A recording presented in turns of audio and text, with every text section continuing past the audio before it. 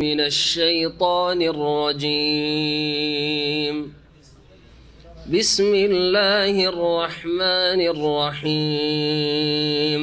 واتل عليهم نبأ بني آدم بالحق إذ قربا قربانا فتقبل من أحدهما ولم يتقبل من الآخر قال لأقتلنك قال إنما يتقبل الله من المتقين. لئن بسطت إلي يدك لتقتلني ما أنا بباسط يدي إليك لأقتلك إني أخاف الله رب العالمين. إني أريد أن تبوء بإثمي وإثمك فتكون من أصحاب النار وذلك جزاء الظالمين. فطوعت له نفسه قتل أخيه فقتله فأصبح من الخاسرين. فبعث الله غرابا يبحث في الأرض ليريه كيف يواري سوءة أخيه قال يا ويلتى أعجزت أن أكون مثل هذا الغراب فأواري سوءة أخي فأصبح من النادمين. من أجل ذلك كتبنا على بني إسرائيل أنه من قتل نفسا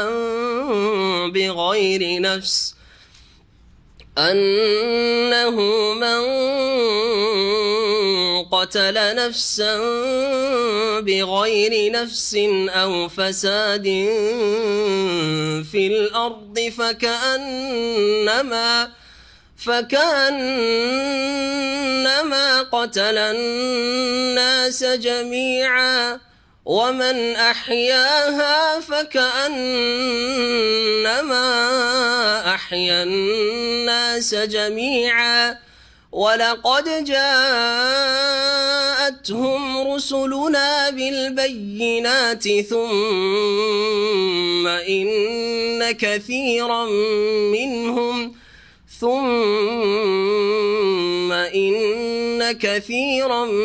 منهم بعد ذلك في الأرض لمسرفون. السلام عليكم ورحمة الله وبركاته. بسم الله الرحمن الرحيم. الحمد لله رب العالمين والصلاة والسلام على سيد المرسلين نبينا محمد وعلى آله وصحبه أجمعين. أما بعد فأعوذ بالله من الشيطان الرجيم. واتل عليهم نبأ ابني آدم بالحق إذ قربا قربانا فتقبل من أحدهما ولم يتقبل من الآخر قال لأقتلنك قال إنما يتقبل الله من المتقين. মহান আল্লাহর সমস্ত প্রশংসা যে আল্লাহ পাক রব্বুল আলামিন আমাদেরকে সৃষ্টি করেছেন তার ইবাদতের জন্য, তার আদেশ নিষেধের বাস্তবায়নের জন্য। সে আল্লাহ পাকের যাবতীয় প্রশংসা যে আল্লাহ পাক রব্বুল আলামিন যেমন তার হক আদায় করা ফরজ করেছেন মানব জাতির ওপর, তেমনি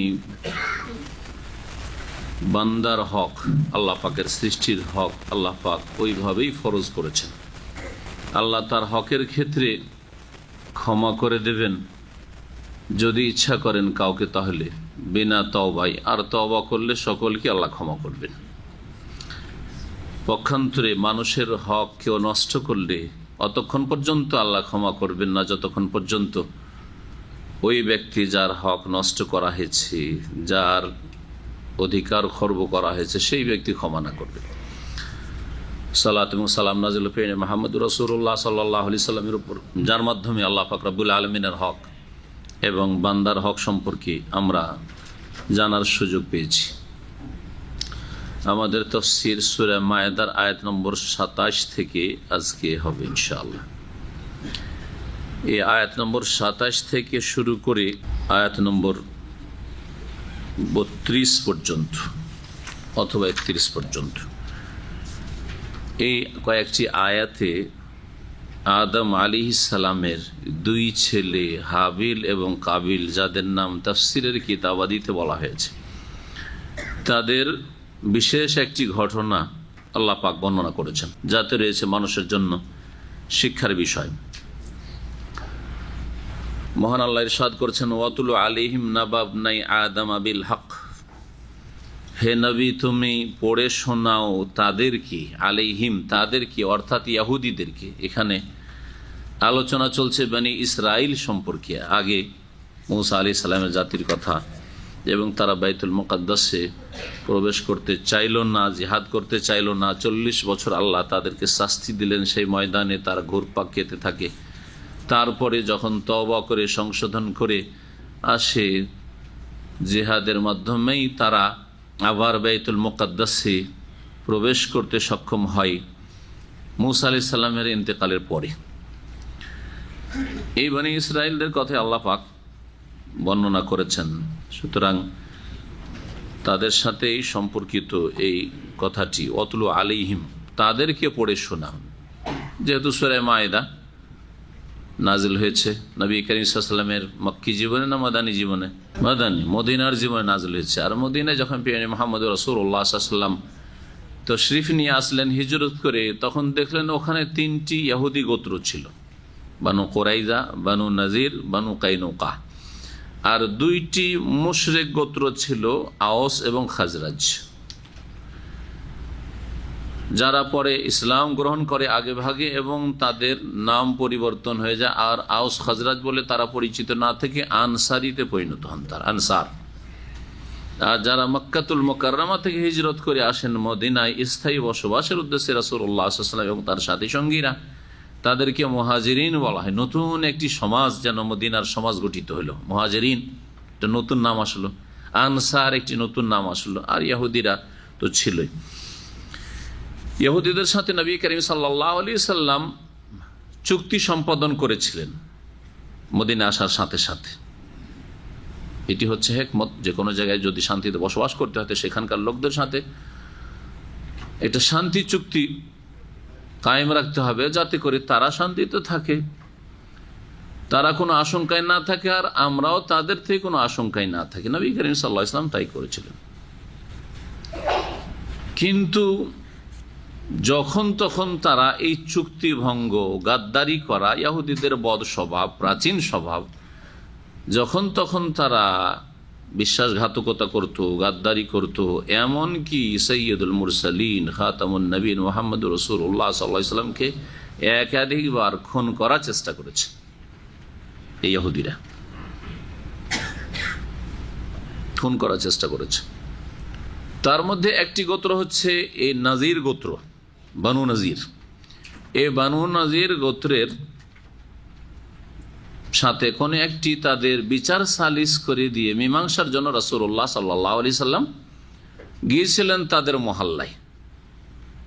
এরা ষড়যন্ত্র করে বসতে দিয়েছিল দেয়ালের পাশে নিচে বসতে দিয়েছিল নবী করিম সাল্লাল্লাহু আলাইহি সাল্লামকে। তার সাথে ছিলেন তার 2 সঙ্গী আবু বকর, ওমর রাদিয়াল্লাহু আনহুমা। আর ওই দিক থেকে তাদের একজন বদ প্রকৃতির মানুষ, আশকাল কওম, বদ প্রকৃতির মানুষ ইহুদি, তাকে প্রস্তুত করেছিল যে তুমি ছাদের উপরে উঠবে, উঠে বড় একটা পাথর নিয়ে মুহাম্মাদের মাথার উপর ধাই করে ফেলে দেবে, সাথে সাথে মাথা চূর্ণ বিচূর্ণ হয়ে যাবে, তাকে মেরে ফেলতে আমরা সক্ষম হব, আর তার থেকে আরাম পেয়ে যাব। তাদের ভাষায়, ইহুদিদের ভাষায়। এরা হচ্ছে আম্বিয়া রসুলগণের খুনি। ইহুদি জাতি হচ্ছে আম্বিয়া রসুলদের খুনি। এরা এর পূর্বেও তাদের পূর্ব ইতিহাস, খুনের ইতিহাসে রক্তাক্ত ইতিহাস আছে। আম্বিয়া সবচেয়ে ভালো মানুষকে এরা খুন করেছে। আম্বিয়া রসুলগণ সবচেয়ে ভালো মানুষ, তার চাইতে ভালো মানুষ পৃথিবীতে কেউ হয়নি, আর হবেও না। এরা খুন করেছে কাকে বলতে পারেন? ইয়াহিয়া আলাইহিস সালামকে। জি, ঈসা আলাইহিস সালামকে খুন করার চেষ্টা করেছে, যদি আল্লাহ না উঠিয়ে নিত তো খুন তো করেছিল তারা, হ্যাঁ তাই না? কিন্তু আল্লাহ পাক কি করেছেন? উঠিয়ে নিয়েছেন। ওমা কাতালুহু ওমা সালাবুহু ওয়ালাকিন শুব্বিহা লাহুম বাল রাফাহুল্লাহু ইলাইহি ওয়া কানা আল্লাহু আলিমান হাকিমা। আল্লাহ উঠিয়ে নিয়েছেন। তাহলে ঈসা আলাইহিস সালামেরও খুনি তারা, কারণ তাদের ধারণায় খুন করেছে, তাদের ধারণায় তারা খুন করেছে। আমরা না মুসলিমেরা বলছি যে ঈসা আলাইহিস সালাম খুন করতে পারেনি, কিন্তু যেই লোককে খুন করেছে তাদের ধারণা সেটা ঈসা, এবং ঈসাকে তারা খুন করেছে, তাহলে তারা খুনি। এবং বিকৃত ধর্ম যে খ্রিস্টানদের, সেই ধর্মেরও ভ্রান্ত বিশ্বাস যে আমাদের নবী ঈসা আলাইহিস সালাম খুন হয়েছেন, তাই না? এবং তার সাথে সাথে ভ্রান্ত কত মতবাদ, ঈসা আলাইহিস সালাম খুন হয়েছেন, এর মাধ্যমে খ্রিস্টান জগৎ ক্ষতিগ্রস্ত হয়নি, লাভবান হয়েছে। জি, কারণ ঈসা আলাইহিস সালাম তার প্রাণ উৎসর্গ করে দিয়েছেন খ্রিস্টান যত কিয়ামত পর্যন্ত আসবে তাদের পাপের, সমস্ত পাপের কাফারা হিসাবে বলছে তারা। তাহলে তো এরকম খুন হতে খ্রিস্টানদের ফায়দাই হয়েছে, তাই না?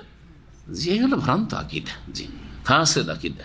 তো নবী করিম সাল্লাল্লাহু আলাইহি সাল্লামকে সাথে সাথে ওহী করা হলো যে তোমাকে এখানে বসতে দিয়েছে, ওপরে একজন প্রস্তুত হয়ে আসছে পাথর ফেলার জন্য, এখনই তোমাকে মেরে ফেলার ষড়যন্ত্র করেছে, তুমি এখান থেকে কেটে পড়ো। ওহী আসলো, জিবরাইল আলাইহিস সালাম আসলেন।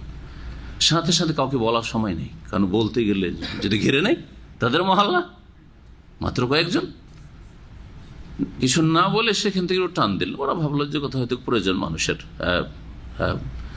প্রয়োজন থাকতে পারে, কিছু কাজায়ে হাজাতের, হয়তো গিয়েছেন, আবার বসে প্রস্তুত হয়ে আছে।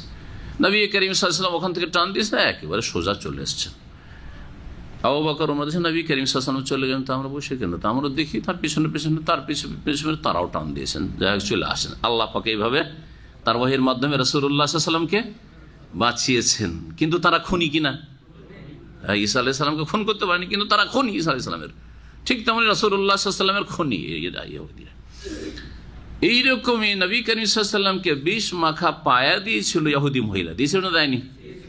এবং তার সাথে কয়েকজন সাহাবায়ে কেরাম গিলে ফেলেছিলেন, তাদের ইন্তেকাল হয়েছিল। বিশেষ করে বিশর ইবনে বারা ইবনে মারুর রাদিয়াল্লাহু আনহু, তিনি শাহাদাত বরণ করেছিলেন। রাসূলুল্লাহ সাল্লাল্লাহু আলাইহি ওয়াসাল্লাম তিনি যে চিবিয়ে দিয়েছিলেন সেই বিষের প্রতিক্রিয়া তখন আল্লাহ ক্ষান্ত করেছিলেন। আল্লাহ পাকের যেহেতু দিনের কাজ এখনো বাকি, কিন্তু নবী সাল্লাল্লাহু আলাইহি ওয়াসাল্লাম বলেছেন যে ইন্তেকালের সময় বলতেন যে এই সময় আমার ওই যে বিষাক্ত পায়া আমি চিবিয়েছিলাম, চুষেছিলাম, তার প্রতিক্রিয়া আমি অনুভব করছি হাড়ে হাড়ে। আর আমার যে শিরা, যেই শিরা আপনার হার্টের শিরা, এখন ছিন্ন ভিন্ন হয়ে যাচ্ছে, আমি অনুভব করছি। জি, তার রাসূলুল্লাহ সাল্লাল্লাহু আলাইহি ওয়াসাল্লাম শহীদ হয়েছেন এই ইহুদিদের হাতে। জি, রাসূলুল্লাহ সাল্লাল্লাহু আলাইহি ওয়াসাল্লামের খুনি। জি, এই জন্য কোরআনে কারীমে সূরা মায়েদা আল্লাহ শুনিয়ে দিচ্ছেন ইহুদিদেরকে যে হে নবী, ইহুদিদেরকে একটু সতর্ক করো যে এরা খুন করতে পরোয়া করে না। আগের নবীদেরকে খুন করেছে, কানু ইয়াকতুলুন আম্বিয়া, আর তোমাকে খুন করার চেষ্টা করছে। তাদেরকে শুনিয়ে দাও যে খুনের কুপরিণাম কি, কত বড় অপরাধ। বুঝতে পারলেন? তাহলে ঘটনা এমনি আল্লাহ বয়ান করেন নিজে, একটি কিসসা। জি, এ হচ্ছে প্রেক্ষাপট। আল্লাহ পাক রব্বুল আলামিন এই আয়াতগুলি বা এই কাহিনী এই জন্য শুনিয়েছেন, অতুল তাদেরকে শুনিয়ে দাও, বিশেষ করে ইহুদিদেরকে শুনিয়ে দাও পড়ে। তালা ইয়াতুল মানে তেলাওয়াত করা, পাঠ করা, অতুল আলিম, তাদেরকে পড়ে শুনিয়ে দাও, বৃত্তান্ত শুনিয়ে দাও। কি নাবা ইবনাই আদম বিল হক, যথাযথভাবে আদম আলাইহিস সালামের দুই ছেলের কাহিনী, ঘটনা, সংবাদ। নাবা মানে সংবাদ, নাবা থেকে নবী, সংবাদদাতা। ঈদ কাররাবা কোরবানান, যখন উভয়ে একটি করে কোরবানি করেছিল, হাবিল এবং কাবিল কোরবানি করেছিল। কোরআনের আয়াতে তাদের নাম নেই, রাসূলুল্লাহ সাল্লাল্লাহু আলাইহি ওয়াসাল্লামের কোনো সহিহ হাদিসে এই হাবিল কাবিলের নাম নেই। এই জন্য নিশ্চিত বলা যাবে যে বিশ্বস্ত সূত্রে তাফসীরকার যারা গবেষক, তাফসীরকার, তবে মুফাসসিরিন দুই রকম, তাফসীরকার হচ্ছেন দুই রকমের। একদল তাফসীরকার হচ্ছেন গবেষক যারা সহিহ যায়িফের তারতম্য করেন, মুহাক্কিকিন। আর একদল মুফাসসিরিন, তারা শুধু কালেকশন করেন, পেলেই হইল কোনো জায়গায় মাল মেটেরিয়াল, জি জমা করেন শুধু, জি হ্যাঁ। তার মধ্যে আবার দুই ভাগ করা যেতে পারে, কিছু একটু হয়তো ভালোগুলো জমা করেন, আর কিছু আছে হাতে বলাইলিন, আরবি ভাষায় রাতের অন্ধকারে লকড়ি সংগ্রহকারী, এটা আরবি একটা প্রবাদ রয়েছে। জি, রাতের অন্ধকারে লকড়ি, পুরানো যুগের লকড়ি মানুষ কুড়াইতো আম কুড়ানোর মতো করে, আমরা আম কুড়ানো বলি, আম বাগানোর এলাকার লোকটা। তো লকড়ি মানুষের তো আর জ্বালানি দরকার, তো লকড়ি কুড়াইতে যায় না মাঠে ঘাটে।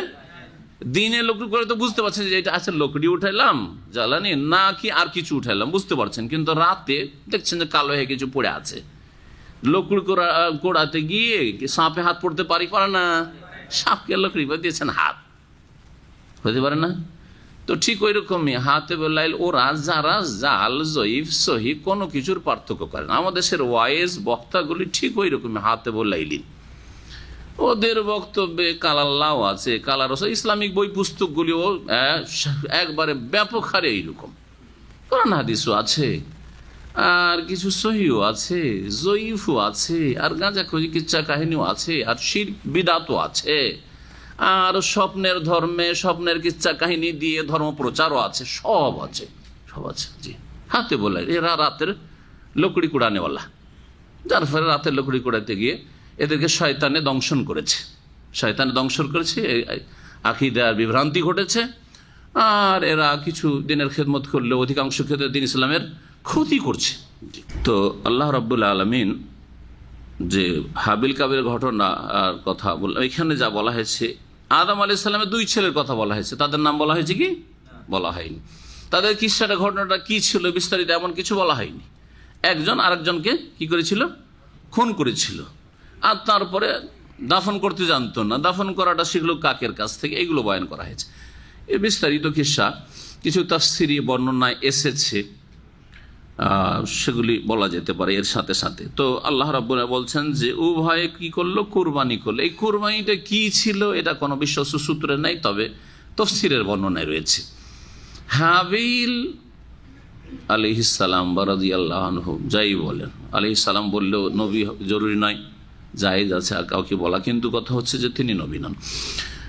আদম আলাইহিস সালামের ছেলে হাবিল একটা ভালো সুন্দর দেখে দুম্বা কি করলো? কোরবানি করলো। ওর মাধ্যমে আল্লাহ পাকের নৈকট্য লাভ করলো। আর কাবিলকে যখন কিছু কোরবানি করার কথা বলা হইলো, তো কাবিল ছিল চাষি, তখন কিছু গমের কয়েকটা শীষ পেশ করলো, আল্লাহর জন্য উৎসর্গ করলো। তখনকার কোরবানি করার তরিকা কি ছিল? কোরবানি করার তরিকা ছিল কোরবানি গোশত খাওয়া, বা কোরবানি যেটা আল্লাহর নৈকট্য লাভের জন্য কিছু দান খায়রাত করলেন তা খাওয়া, এটা জায়েজ ছিল না। এবং এইরকমই গনিমতের জেহাদের ময়দানে লব্ধ ধন সম্পদ খাওয়া হালাল ছিল না যোদ্ধাদের জন্য। কি হইতো? সেটাকে পাহাড়ে রেখে দিয়ে চলে আসতে হইতো, পাহাড়ে যদি আসমান থেকে আল্লাহ পাক রব্বুল আলামিন আগুন পাঠিয়ে দিলেন, আর সেটা যে উৎসর্গকৃত বস্তু যদি জ্বলে গেল, তার মানে আল্লাহ কবুল হয়েছে। আর যদি সেটা না জ্বললো, তাহলে বোঝা গেল যে আল্লাহ পাক রিজেক্ট করেছেন, কবুল করেননি। এই কোরবানির প্রয়োজন কেন হয়েছিল? এই ঘটনা এখানে নেই, যে কারণটা কি, কেন দুইজনে কোরবানি করে, তাফসীরি বর্ণনায় রয়েছে, আল্লাহু আলাম। আদম আলাইহিস সালামের যে ছেলে মেয়ের জন্ম হইতো, সেটা আল্লাহ পাক রব্বুল আলামিন এইভাবে সৃষ্টি করতেন যে প্রত্যেকবারে একটা ছেলে একটা মেয়ে গর্ভধারণ করতেন হাওয়া আলাইহিস সালাম। এক ছেলে এক মেয়ে, যমজ ছেলে মেয়ে হইতো, এক ছেলে এক মেয়ে হইতো। তো কাবিলের সাথে এক মেয়ে পয়দা হয়, হাবিলের সাথে আর এক মেয়ে পয়দা হয়। কাবিল বড়, হাবিল ছোট। কাবিলের সাথে যে মেয়ে পয়দা হয় সেটা দেখতে সুন্দরী, আর হাবিলের সাথে যে মেয়ে পয়দা হয় সেটা দেখতে অত সুন্দরী ছিল না। দেখেন, এক আদম থেকে সারা পৃথিবীর মানুষ কত রং বিরঙের। আমাদের এশিয়ান মানুষকে যদি দেখা যায়, সুবহানাল্লাহ, বিচিত্রময়। একই দেশে, একই বংশে, একই মায়ের পেটে কয়েক রকমের, তাই না? আর যদি সারা বিশ্বের দিকে তাকানো হয় তো সবাই আদম সন্তান, আফ্রিকানও আদম সন্তান, হ্যাঁ, ইন্দোনেশিয়া, ফিলিপিন, জাপান, তারাও আদম সন্তান, তাই না? আর ভারত উপমহাদেশের লোক তারা আদম সন্তান, আরব দেশের লোকের আরব সন্তান, ইউরোপিয়ানরাও ওরাও আরব সন্তান, আদম সন্তান সকলে। কিন্তু দেখেন কত রং বিরঙে, ঠিক না? জি, তো আল্লাহ পাক রব্বুল আলামিন সবকিছু সৃষ্টি করেন, সব এরকম ফিল আরহামে কাইফা, আল্লাহ পাক ছবি অঙ্কন করেন যেভাবে চান। বিবাহের ক্ষেত্রে তখন কি করতে হবে? মেয়ে কোথায় পাওয়া যাবে? কাবিল বিয়ে করবে, হাবিল বিয়ে করবে, মেয়ে কোথায় পাওয়া যাবে? হ্যাঁ, আর কি আছে কোথাও? না, ওই আদমের মেয়েদেরকে বিয়ে করতে হবে, তাই না? আদমের ছেলে আদমের মেয়েদেরকে বিয়ে, তখন জায়েজ ছিল, তখন জায়েজ ছিল, কিন্তু পরবর্তীকালে হারাম করে দেওয়া হয়েছে। যে দিন ইসলামে হারাম আপন বোনকে, আপন বোন মানে 3 রকমের বোন মনে রাখবেন, হ্যাঁ। আপন মানে মা বাপ দুই দিক থেকে বোন, যেটাকে আপন বোন বলা হয়, আর বৈমাত্রীয়, বৈপিত্রীয়, বোঝা গেছে? জি, সেগুলি হারাম। আমার দেশের এক শ্রেণীর মূর্খ সব বুঝে না, সৎ বোনকে বিয়ে করতে ফতোয়া জিজ্ঞেস করে। এটা কমন সেন্সে বুঝতে হবে, সৎ বোনটা আমারই বোন।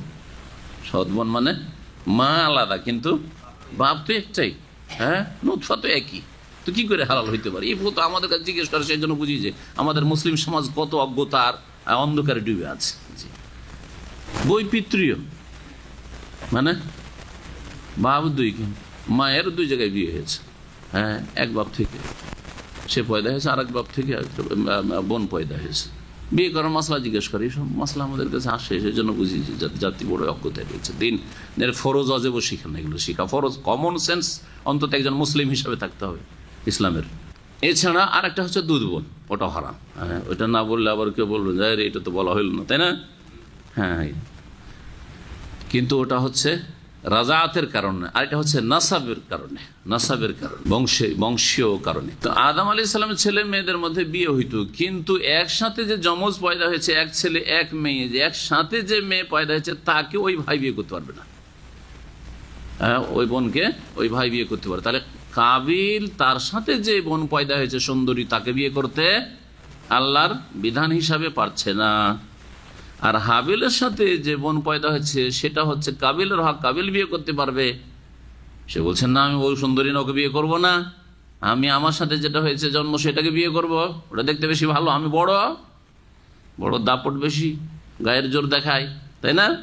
গায়ের জোর দেখাতে চাইলো, আল্লাহর বিধানের সামনে গায়ের জোর চলবে, অভিশপ্ত হইল, অভিশপ্ত হয়ে গেল গায়ের জোর দেখাতে গিয়েছি। তাহলে গায়ের জোর দেখালে হবে না, আল্লাহর বিধানের সামনে, আল্লাহর বিধানের সামনে, হ্যাঁ, ইসতিসলাম করতে হবে, আত্মসমর্পণ করতে হবে, এর নাম হচ্ছে ইসলাম। তখন আল্লাহ রাব্বুল আলামিন পরীক্ষা করলেন যে ঠিক আছে, কোরবানি করো, যার কোরবানি কবুল হবে সে ওই সুন্দরীটাকে বিয়ে করতে পারবে। যদি কাবিল তোমার কবুল হয়ে যেত তুমি বিয়ে করিও, আর হাবিলের কবুল হয়তো হাবিল করবে।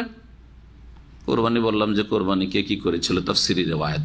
তারপরে একজনের কবুল হলো, আরেকজনের কবুল হলো না। কার কবুল হলো? হাবিলের কবুল হলো। ইখলাস ছিল, কোয়ালিটি ভালো ছিল, হ্যাঁ, আন্তরিকতা ছিল, সীমালঙ্ঘন ছিল না। আল্লাহ বিভিন্ন দিক দেখেন কবুলের ক্ষেত্রে, তার মধ্যে সবচেয়ে বড় একটি দিক হচ্ছে সেটা তাকওয়া, আল্লাহ ভীরুতা। কি আল্লাহর সন্তুষ্টির জন্য করেছেন, আর কে দেখা দেখি করেছেন, কে দুনিয়ার গরজে করেছেন। আজকাল যে কোরবানি করা, চিন্তা করেন যে কার কোরবানি কেমন। অনেকে দেখা দেখি কোরবানি করছে, কি লোকে কি বললো, একটা কোরবানি না করলে সবাই করছে, আমার না করলে হয়, সেই জন্য কোরবানি। অথবা প্রতিযোগিতা, কম্পিটিশন, আরে ও কোরবানি করতে পারবে 1 লাখ টাকার, আমি 1.5 লাখ টাকার কোরবানি করবো, সেই জন্য কোরবানি। তাহলে এগুলো তাকওয়ার ভিত্তিতে কোরবানি নয়, এগুলো বিভিন্ন রকম গরজ, খ্যাতির জন্য কোরবানি, খ্যাতির জন্য কোরবানি, শুধু গরিবের উপকারের জন্য কোরবানি নাই। না হলে আপনার একটা গরুতে আপনি লাগাচ্ছেন 5টা গরুর দাম, কেন? একটা গরুতে 5টা গরুর দাম না লাগিয়ে 5টা গরু কিনলাম ওই টাকাতে, গোস্তের পরিমাণ বেশি হলো, গরিবের, হ্যাঁ, অভাব দূর করো, গরিবকে খাওয়ানো হলো, ফায়দা আছে না? নেই, 5 কোরবানি হলো। নবী করিম সাল্লাল্লাহু আলাইহি ওয়াসাল্লাম 100 উটের কোরবানি করেছেন। এটা তো দেখেননি যে আরব দেশে দেখো সবচেয়ে মূল্যবান উট কোনটা, ওইটা কোরবানি করি আমি, তো করেন নাই। তাহলে এই যে প্রতিযোগিতা হচ্ছে, এই সব কোরবানি কবুল হচ্ছে কিনা চিন্তার বিষয় রয়েছে। যার কোরবানি কবুল হবে সে ওই সুন্দরী বোনকে বিয়ে করতে পারবে। হাবিলের কবুল, হাবিলের অধিকার, হাবিল বিয়ে করবে। যখন দেখলো যারে কোরবানি ওর কবুল হলো, এক হিংসা হলো। 2 নম্বর কথা, যে আমি চেয়েছিলাম বিয়ে করতে, আমার স্বার্থ পুরা হলো না, তুই জিতে গেলি, হিংসা পয়দা হলো। হিংসাতে মানুষকে ধ্বংস করে। হাবিল কাবিলের ঘটনা থেকে শিক্ষা যে হিংসা ধ্বংস করেছে কাবিলকে। আত্মীয়তার সম্পর্কের হক নষ্ট করা, আত্মীয়তার বিচ্ছিন্নতা ধ্বংস করেছে কাবিলকে। ভালো করে শোনেন। তারপরে ক্রোধ, গজব, জি, রাগ মানুষকে ধ্বংস করে, রাগ ধ্বংস করেছে কাবিলকে। এগুলো হচ্ছে খারাপ দোষ। আপনি হাবিল কাবিলের কিসসা তো পড়লেন, কিন্তু কিছু শিক্ষা নিলেন না। রাগই থাকলো, আপনার মেজাজ গরম, সবসময় ঠান্ডা করার তৌফিক হলো না। হ্যাঁ, আরে বেনামাজি থেকে নামাজি হইতে পারলেন, আপনার বংশে নামাজ ছিল না, তো আপনার গরম রাগ থেকে ঠান্ডা রাগ করা সম্ভব নয়? অবশ্যই সম্ভব, বাট ট্রেনিং করতে হবে, তাহলে অভ্যাস করতে হবে, নিজেকে আয়ত্তে রাখার চেষ্টা করে। যেমন নিজেকে নিজের পোশাকের ভিতরে রেখেছেন বডিটাকে, ঠিকই তেমনি আপনার রাগটাকে আপনার কন্ট্রোলে রাখতে হবে। আর পোশাকের বাইরে চলে গেলে তো হবে না। যেমন বডি পোশাকের বাইরে যায় না, তেমনি রাগ এত না যায় একেবারে কাপড় খুলে ফেলেছে রাগ দিয়ে, হুঁশ দিশে কিছু নেই, রাগ কন্ট্রোল করা শিখলাম। হ্যাঁ, আত্মীয়তা সম্পর্ক বিচ্ছিন্ন করব না। হ্যাঁ, রক্তের সম্পর্ক কত ঘনিষ্ঠ, আপন ভাই কি খুন করছে, আত্মীয়তার সম্পর্ক বিচ্ছিন্নতা। লায়াত হল জান্নাত কাতেও রাহেম, যে আত্মীয় বিচ্ছিন্নকারী সে জান্নাতে যাবে না, নবী কারীম সাল্লাল্লাহু আলাইহি ওয়াসাল্লাম বলেছেন। জি, আর হিংসা দুনিয়াও ধ্বংস করে, আখিরাত ধ্বংস করে। দুনিয়াতে যতদিন বেঁচে থাকে হিংসুক, জ্বালাতে শান্তি পায় না, মানসিক শান্তি পায় না। আগুন জ্বলতে থাকে হৃদয়, আগুন জ্বলতে থাকে ব্রেনে, সবসময় চিন্তা করতে থাকে, হাইডে কি করে একে ঠেকাবো, কি করে এর ক্ষতি করব, হ্যাঁ, কি করে ওকে ছোট করব, ইত্যাদি। হিংসা শত্রুতা। দুনিয়া তো জ্বালা, আর জাহান্নামেও জ্বালা, মওতের পরেও জ্বালা, জ্বালা আর জ্বালা। হিংসার উপর আমার একটা আলোচনা আছে, 1.5 ঘন্টা, যে কথা লম্বা করছি না, শুধু শিক্ষার কথা বলছি, যে ঘটনা থেকে শিখেন কিছু। আল্লাহ যেন আমাদেরকে শিখার এবং আমল করার, সংশোধন করার তৌফিক দান করেন। আল্লাহ পাক বলছেন যে ইদ কাররাবা কুরবানান, উভয়ে কোরবানি করলে একটি করে, ফাতুকুব্বিলা মিন আহাদিহিমা। কোরবানি কাররাবা মানে আল্লাহর সান্নিধ্য লাভ করা, নৈকট্য লাভ করা, মানে আল্লাহর নৈকট্য লাভের জন্য উভয় চেষ্টা করলো। কে আল্লাহর বেশি সান্নিধ্য লাভ করতে পারে, বেশি নিকটবর্তী হইতে পারে নেক আমলের মাধ্যমে। ফাতুকুব্বিলা মিন আহাদিহিমা, দুইজনের একজনের কোরবানি কবুল করা হইল। ওয়ালাম ইউতাকাব্বাল মিনাল আখার, অপরজনের কোরবানি কবুল করা হইল না। কালা, যার কোরবানি কবুল হইল না সে ছিল কাবিল। তাফসীরি বর্ণনার ভিত্তিতে সে বলল, আখতলান্না, তোর কবুল হলো, আমার কবুল হলো না, তোর স্বার্থ পূরণ হলো, আমার হলো না, তুই বিয়ে করবি সুন্দরীটাকে, আমি করতে পারলাম না, ঠিক না? আর একটা শিক্ষা পেলেন যে নারী হচ্ছে মানব জাতির জন্য বড় ফিতনা, ঠিক না? এই খুনের পিছনে যেমন ওই দোষগুলি বললাম, ওগুলো কাজ করেছে, তেমনই এই নারীর ফিতনা কাজ করেছে, ঠিক না? আর বিশেষ করে বনি ইসরায়েলদের মধ্যে নবী সাল্লাল্লাহু আলাইহি ওয়াসাল্লাম সর্বপ্রথম নারী সংক্রান্ত ফিতনায় বড়ই বিশৃঙ্খলা আর খুনের ঘটনা হয়েছে। তাই ফাত্তাকুদ দুনিয়া ওয়াত্তাকুন নিসা, নবী কাছে বলছে, তোমরা দুনিয়ার পার্থিব লোভ লালসার ফিতনা থেকে বাঁচিও। নেতৃত্বের ফিতনা বড় ফিতনা, জি, পয়সার ফিতনা বড় ফিতনা, স্বার্থের ফিতনা বড় ফিতনা, জি হ্যাঁ, খ্যাতির ফিতনা বড় ফিতনা, এগুলো হচ্ছে দুনিয়া। ফাত্তাকুদ দুনিয়া ওয়াত্তাকুন নিসা, এবং নারী জাত, বিশেষ করে নারীও দুনিয়া ওতেই ছিল শামিল, কিন্তু বিশেষ করে দুনিয়ার অন্যান্য জিনিসের, অন্যান্য বস্তুর ফিতনার চাইতে নারীতে বেশি ফিতনা আছে। নারীর ফিতনায় যে পড়ে গেল, ইমান হারিয়ে দিচ্ছে। কত দিনদারি আর তাকওয়া ছিল, আর দাড়ি ছিল, আর সই আকীদা শিখেছিল। কোন মহিলার সাথে, হ্যাঁ, প্রথম সম্পর্ক ছিল যে দিন শিখাবো, মাসলা মাসাইল বলবো, হ্যাঁ, গ্রুপে জবাব দিব, নারীদের গ্রুপ করে, অথবা তাদেরকে কোরআন তালিম দিব, অথবা তার সাথে আমি ইত্যাদি, মানে সহি দাওয়াতটা আমি পেয়েছি পৌঁছাবো। নিয়তগুলো প্রথম সৎ ছিল, সৎ থাকতে থাকতে ধীরে ধীরে অসতে রূপান্তরিত হইল। হচ্ছে না? হচ্ছে? জি, আল্লাহ হেফাজত করেন, আল্লাহ সকলের হেফাজত করেন আপনাদের। ফাত্তাকুদ্দিন অত্তাকুন নেসা, নারী জাতি থেকে বাঁচো, তাদের ফিতরা থেকে বাঁচো, তাদের জাল থেকে বাঁচো। কথা বলতে বলতে এই কথা একটু এগোলে ধীরে ধীরে এগোবে, শুধু কথা এগোবে না, মনটাও এগোবে। তখন বারবার করে ওর কথায় ঘুরে ঘুরে মনে আসবে। আপনার স্ত্রীর কথা মনে আসে না, ওর কথাই বারবার মনে আসে। মানুষের প্রত্যেকের স্বভাব। একটা মেয়ে সম্পর্কে যখনই একটু মনে একটা কিছু জাগবে যে ওকে নিয়ে ভালো ছিল, বিয়ে করা যেতে পারে তোকে, হ্যাঁ চারটা তো বিয়ে করা যায়, ধরেন একটা আছে, অথবা বিবাহিত না, বিয়ে করা যেতে পারে, তো বিয়ের নিয়ে তো একটু কথা বললি, অথবা বিয়ে করবো না কিন্তু মানুষ হিসাবে একটু খবর টবর তো নেই, ভালো তো আমাদের সহি আকীদার বন্ধু, একটু খোঁজ খবর নেই তার, কিন্তু শয়তান ওর কাজে লেগে আছে। এর মাধ্যমে আপনাকে কিন্তু ফাঁসাবে চেষ্টা করতে জালে। সর্বপ্রথম নারী জাতির ফিতনা হয়েছিল বনি ইসরায়েলদের মধ্যে। বনি ইসরায়েল ধ্বংস হয়েছে নারী জাতির কারণে, এই কাবিল ধ্বংস হয়েছে নারী জাতির ফিতনায় পড়ে। কালা বলল তোকে খুন করবো আমি, অবশ্যই অবশ্যই খুন করবো তোকে। কালা তখন অন্য ভাই যাকে খুন করতে, সে বললো ইন্নামা ইয়াতাকাব্বারুল্লাহ মিনাল মুত্তাকিন, আমার কি দোষ, তোমার কবুল হলো না ভাই আর আমার কবুল হলো, আমি কি দোষ করলাম?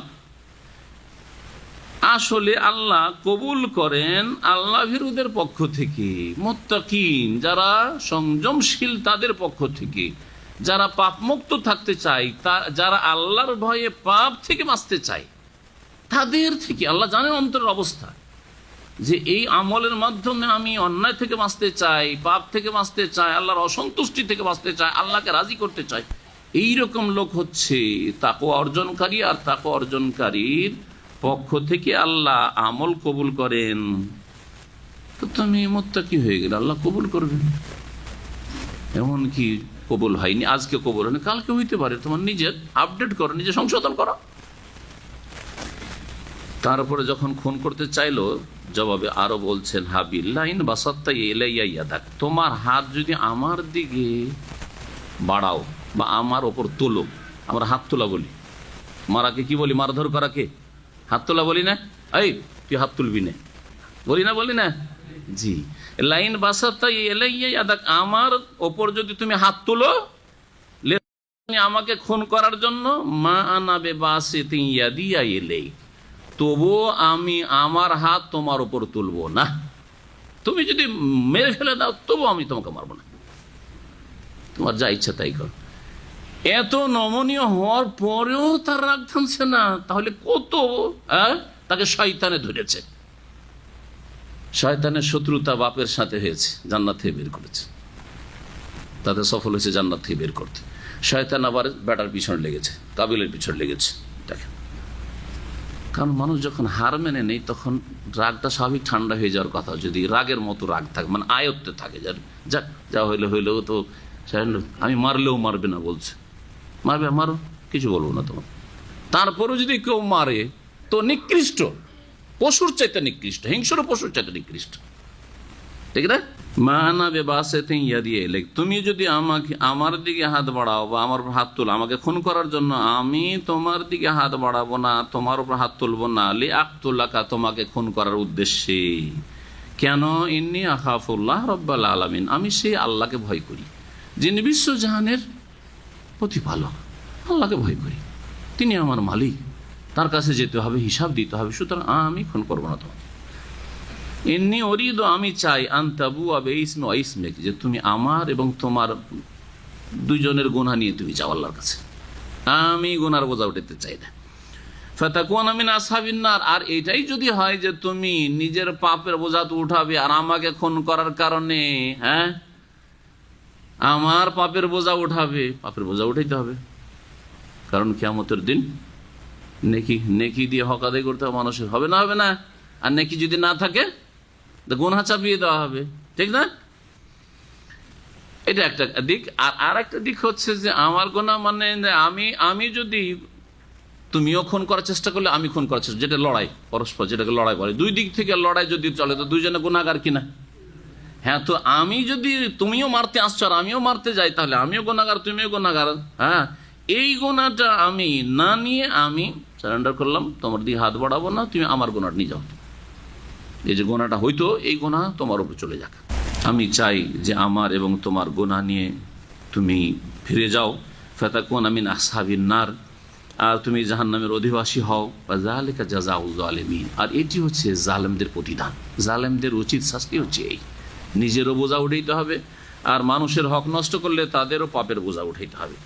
ফাতাওয়াত লাহু নাফসুহু কাতলা আখি, ছাড়লো না, মারবেই ও, কেন ওকে বিয়ে করতে হবে। আর হিংসা, বিদ্বেষ, শত্রুতা আর রাগ যা হয়েছে হয়েছে, ওগুলো তো কাজ করছে। ফাতাওয়াত লাহু নাফসুহু কাতলা আখিহি, তার মন তাকে উত্তেজিত করলো, তাওয়া বা প্ররোচিত করলো, ঠিক বলে, তার মন তাকে প্ররোচিত করলো, কাতলা আখিহে, নিজ ভাইকে হত্যা করার জন্য, খুন করার জন্য। ফাকাতালাহু, অতঃপর সে তাকে খুন করে ফেললো। ফাসবাহা মিনাল খাসিরিন, সুতরাং সে ক্ষতিগ্রস্তদের অন্তর্ভুক্ত হয়ে পড়ল, সর্বনাশ হয়ে গেল, ধ্বংস হয়ে গেল। এমন ক্ষতিগ্রস্ত এই কাবির যে প্রিয় নবী মুহাম্মদ রাসূলুল্লাহ সাল্লাল্লাহু আলাইহি সাল্লাম বলেছেন, কি হাদিসে রয়েছে যে লা তুকতালু নাফসুন যুলমান, কিয়ামত পর্যন্ত কোন ব্যক্তিকে যদি অন্যায়ভাবে হত্যা করা হয়, ন্যায় সঙ্গত হলে তো আল্লাহ ফরজ করেছে সেটা, যেমন কেসাসের ক্ষেত্রে, বিবাহিতকে রজম করার ক্ষেত্রে এইরকমই আসছে দণ্ডবিধান, যেখানে মৃত্যুদণ্ড শরীয়তে রয়েছে। যদি অন্যায়ভাবে কাউকে হত্যা করা হয়, ইল্লা কানা আলা ইবনে আদম আল আউয়াল কিফলুম মিন দামিহি বা মিন দামিহা, আদম আলাইহিস সালামের যে বড় ছেলে তার ওপর এক ভাগ খুনের গুনাহ তার ওপর আসতেই থাকবে, চাপতেই থাকবে। নবী করিম সাল্লাল্লাহু আলাইহি ওয়াসাল্লাম বলেছেন, এটি হচ্ছে হাদিস, সহিহ হাদিস। কেন? লিআন্নাহু আউয়ালু মান সান্নাল কাতলা, কারণ সে প্রথম মানুষ খুন করা শুরু করেছে, মানুষকে খুন করা সে শিখিয়েছে। মানুষকে খুন করা জানতো না, মানুষকে খুন করা জানতো না। এই জন্য কোনো তাফসীর রয়েছে যে ও কাবিল হাবিলকে খুন করবে, কিন্তু খুন কেমন করে করতে হয় জানে না। চুল ধরে টানাটানি করছে, মাথা ধরে চাপ দিচ্ছে, কিন্তু মরে না। আরে মরে না, তখন শয়তান বলছে তুই মারতে জানিস না, গলা টিপে ধর, দিয়ে গলাটা টিপে শয়তান শিখাচ্ছে। যে জিন শয়তান সবসময় লেগে আছে, যে এইভাবে আমার, এগুলো হচ্ছে তাফসীরের রিওয়ায়াত। ক্ষতিগ্রস্ত, কত ক্ষতিগ্রস্ত কিয়ামত পর্যন্ত। চিন্তা করেন কত লোক খুন হয়েছে, আর কত প্রতিদিনের পত্রপত্রিকা প্রচার মাধ্যম যদি দেখেন, একদিনে কত লোক অন্যায়ভাবে খুন হচ্ছে, অন্যায়ভাবে একদিনে শুধু। তাহলে কত গুনার বোঝা এই কাবিলের ওপর যাচ্ছে, আল্লাহর অভিশাপ লানত হইতে আছে, কত যে কঠোর শাস্তি হবে তাকে। আল্লাহ পাক রব্বুল আলামিন বলছেন, ফাবাস আল্লাহ গুরাবান ইয়াবহাসু ফিল আরদ। এখন খুন তো করে দিল, খুন করে দেওয়ার পরে ক্ষতিগ্রস্ত, অনুতপ্ত, এখন কি করব এই লাশকে? তাফসীর আছে লাশকে কাঁধে এনে ঘুরে বেড়াচ্ছে বেকুবের মতো, লাশ কাঁধে এনে ঘুরে বেড়াচ্ছে, কি করবে বুঝে না কিছু, করবোটা কি, তো নড়াচড়া করে না, কি করবো, একে জানে না যে কি করে দাফন করতে হয়, দাফন টাফন কিছু তো জানে না। প্রথম মানুষের ছেলে, আদমের ছেলে কাবিল। আল্লাহ কাক পাঠিয়ে দিলেন, হাবাস আল্লাহ কাক পাঠিয়ে দিলেন শিক্ষা দেওয়ার জন্য, এবং এই যাতে অনুভূতি হয় যে কাকের চাইতে অধম, অসৎ মানুষ পশু পাখির চাইতে নিকৃষ্ট অধম। কাক বুঝছে যে কেমন করে মৃতকে ঢাকতে হয়, কিন্তু তুই বুঝিস না। ফাবাস আল্লাহ গোরাবান, আল্লাহ পাক রব্বুল কাক পাঠিয়ে দিলেন। কাক তো বুঝছে না, তাই না? ইয়াবহাসু ফিল আরদ, কাক এসে মাটি খনন করা শুরু। বাহাসা আবহাসা মানে এখানে খনন করা, জি। আর বাহাসা আবহাসা মানে সার্চ করা, তলাশ করা ইত্যাদি হয়, গবেষণা করা, এই সমস্ত অর্থ হয়। লিইউরিয়াহু কাইফা ইউরি সাওয়াতাহু, তাকে দেখানোর জন্য। কেন মাটি খনন শুরু করলো? কাক এসে পাটি হেঁচড়ে হেঁচড়ে, যাতে করে এই কাবিলকে দেখায় যে তার ভাইয়ের মৃতদেহ কেমন করে সে গোপন করবে। ওয়ারা ইউরি মানে ঢেকে দেওয়া, মাটিতে ঢাকবে কি করে, দাফন করবে কি করে। মৃতদেহকে সাওআতুন বলা হচ্ছে। সাওআতুন মানে হচ্ছে খারাপ জিনিস, দেখতে যেটা খারাপ লাগে, যেটা দৃষ্টিকটু যে বস্তু, সেটাকে কি বলা হয়? সাওআ। আরবি ভাষায় বলা। এই জন্য লজ্জা স্থানকে সাওআতুন বলা হয়েছে আদম আলাইহিস সালামের আর হাওয়া আলাইহিস সালামের ঘটনায়। জি হ্যাঁ, সূরা আরাফে আল্লাহ পাক যেখানে আদম আলাইহিস সালামের কথা বিস্তারিত বর্ণনা করেছেন আর হাওয়ার কথা, যখন ওই ফল ওই গাছ থেকে খেয়ে ফেলেন আদম এবং হাওয়া আলাইহিস সালাম, তখন কি হলো? হ্যাঁ, কি হলো? লিয়ানজিয়া আনহুমা সাওআতিহিমা, ওখানে রয়েছে তাদের উভয়ের কি হলো? লজ্জা স্থান বস্ত্রহীন হয়ে গেল। হ্যাঁ, লজ্জা স্থান থেকে কাপড় খুলে গেল, কাপড় নেই, নিশ্চিন্ন, উলঙ্গ। সুবহানাল্লাহ। সাওআতুন বলা হয়েছে লজ্জা স্থানকে। মানুষের, প্রত্যেক মানুষের লজ্জা স্থানকে সাওআতুন বলা হয়, কারণ লজ্জা স্থান দেখতে ভালো লাগে না খারাপ লাগে? নিজের লজ্জা স্থান নিজেকে দেখতে ভালো লাগে কি না? ভালো লাগে না, ভালো লাগে না। ছোট ছেলেকে ভালো লাগে, এটা হচ্ছে মানুষের প্রকৃতি। এই জন্য ছোট বাচ্চা যদি অভ্যাস না থাকে, যার সামনে উলঙ্গ হওয়া অভ্যাস নেই তার সামনে কখনো উলঙ্গ হবে না। আমাদের 3-4 বছরের ছেলে গোসল করার সময় উলঙ্গ হয়ে ঢুকে সাধারণত, কিন্তু সকলের সামনে ঢুকবে না। বাড়ির মায়ের সামনে অভ্যাস আছে হয়তো ঢুকে, হ্যাঁ, বাপের সামনে যদি অভ্যাস থাকতে ঢুকবে, না হলে ঢুকবে না। ও বাপকে ধরে লজ্জা পাবে। দেখবেন কেমন করে, যেমন চেহারাটা দেখলে বুঝবেন যে কি লজ্জা পায়, হ্যাঁ, খারাপ লাগে। তারপরে তার দিকে দরজা লাগছে, বরং একটা বোন শুধু গোসল দেয়, ওর কাছে শুধু খুলবে, আর বাকি যে ঢুকতে যাচ্ছে দিল দরজা বন্ধ করে। কেন দেখতে দেবে না? ওটাও তো তোমার বুঝে না, না না ওকে না দেখতে দেবো না। যাদের ছেলে মেয়ে আছে তারা এগুলো বুঝে, আর যারা 1-2 ছেলে মেয়ে কি বুঝবেন? 10 বছর পর নিয়েছেন, একটা হয়ে গেছে, এখন সাবালক বিয়ে দিতে হবে, আর একটা জন্মিচ্ছে, তো এইরকম করলে কাজ হবে না, তো কি বুঝবেন? আর এই জন্য কথা বলে না। এইরকম এই শ্রেণীর লোকদের ছেলেরা মেয়েরা কথা বলতে অনেক লেট করে, কারণ সাথী সঙ্গী পায় না। যে সাথী সঙ্গী পাবে না তারা কথা শিখবে কার কাছে?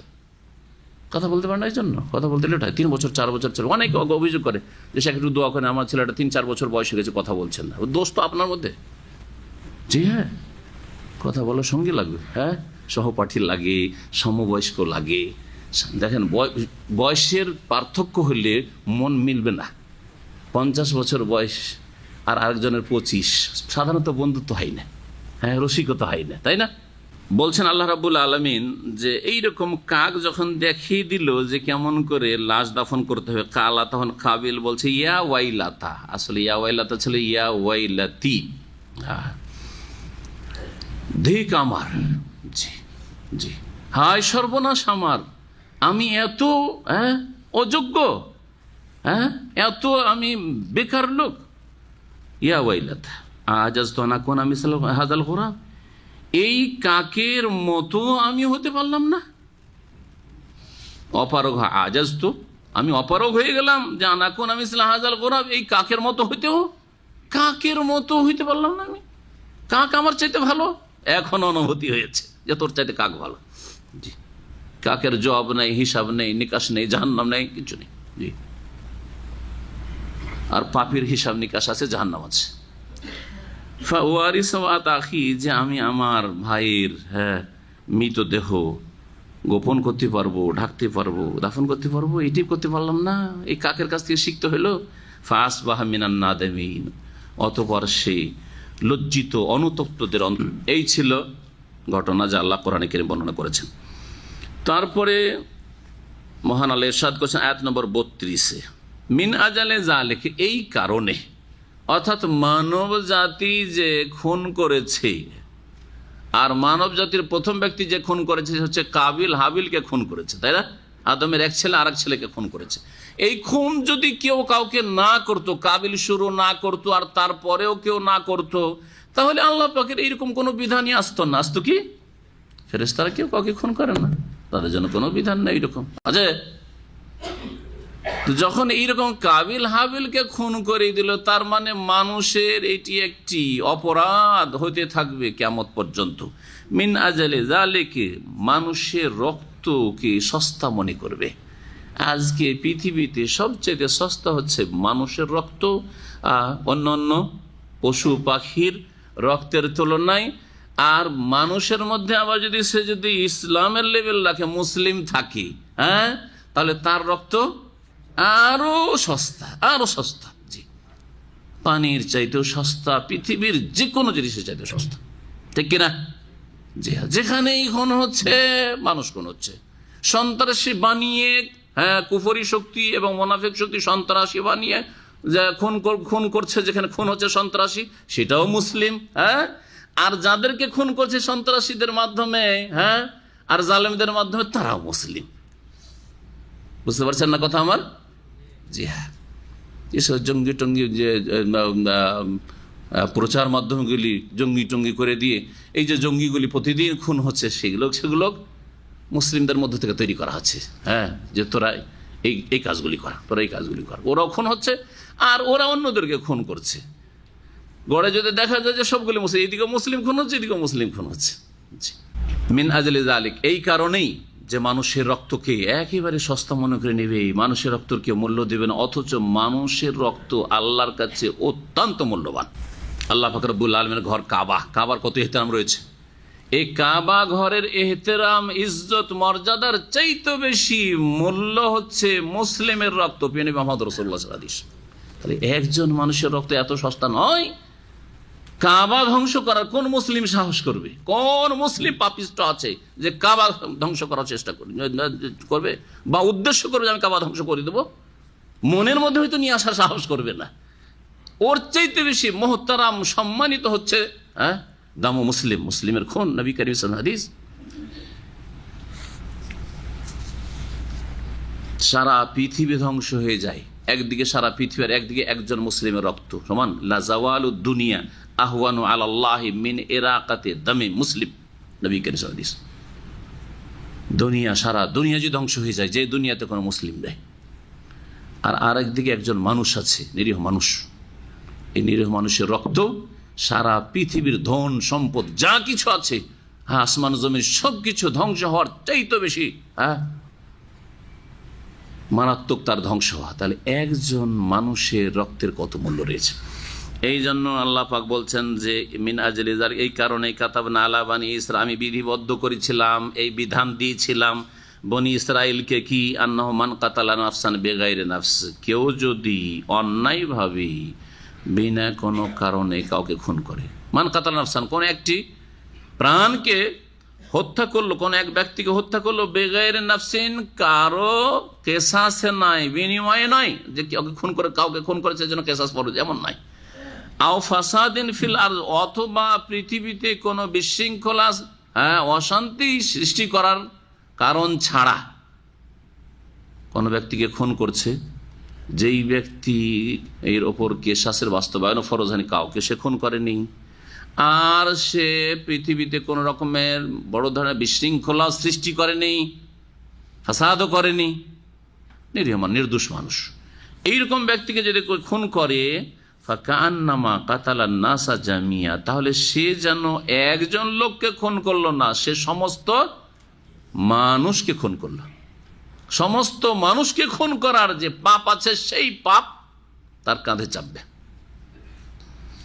কারণ যেই ব্যক্তি একজনকে খুন করতে পারলো, সে যদি সুযোগ পায় এবং তার যদি স্বার্থ এতে দেখে যে আমি সবকে খুন করলে আমার স্বার্থ পুরো হবে, তো সবাইকে খুন করবে, করবে না? করবে না?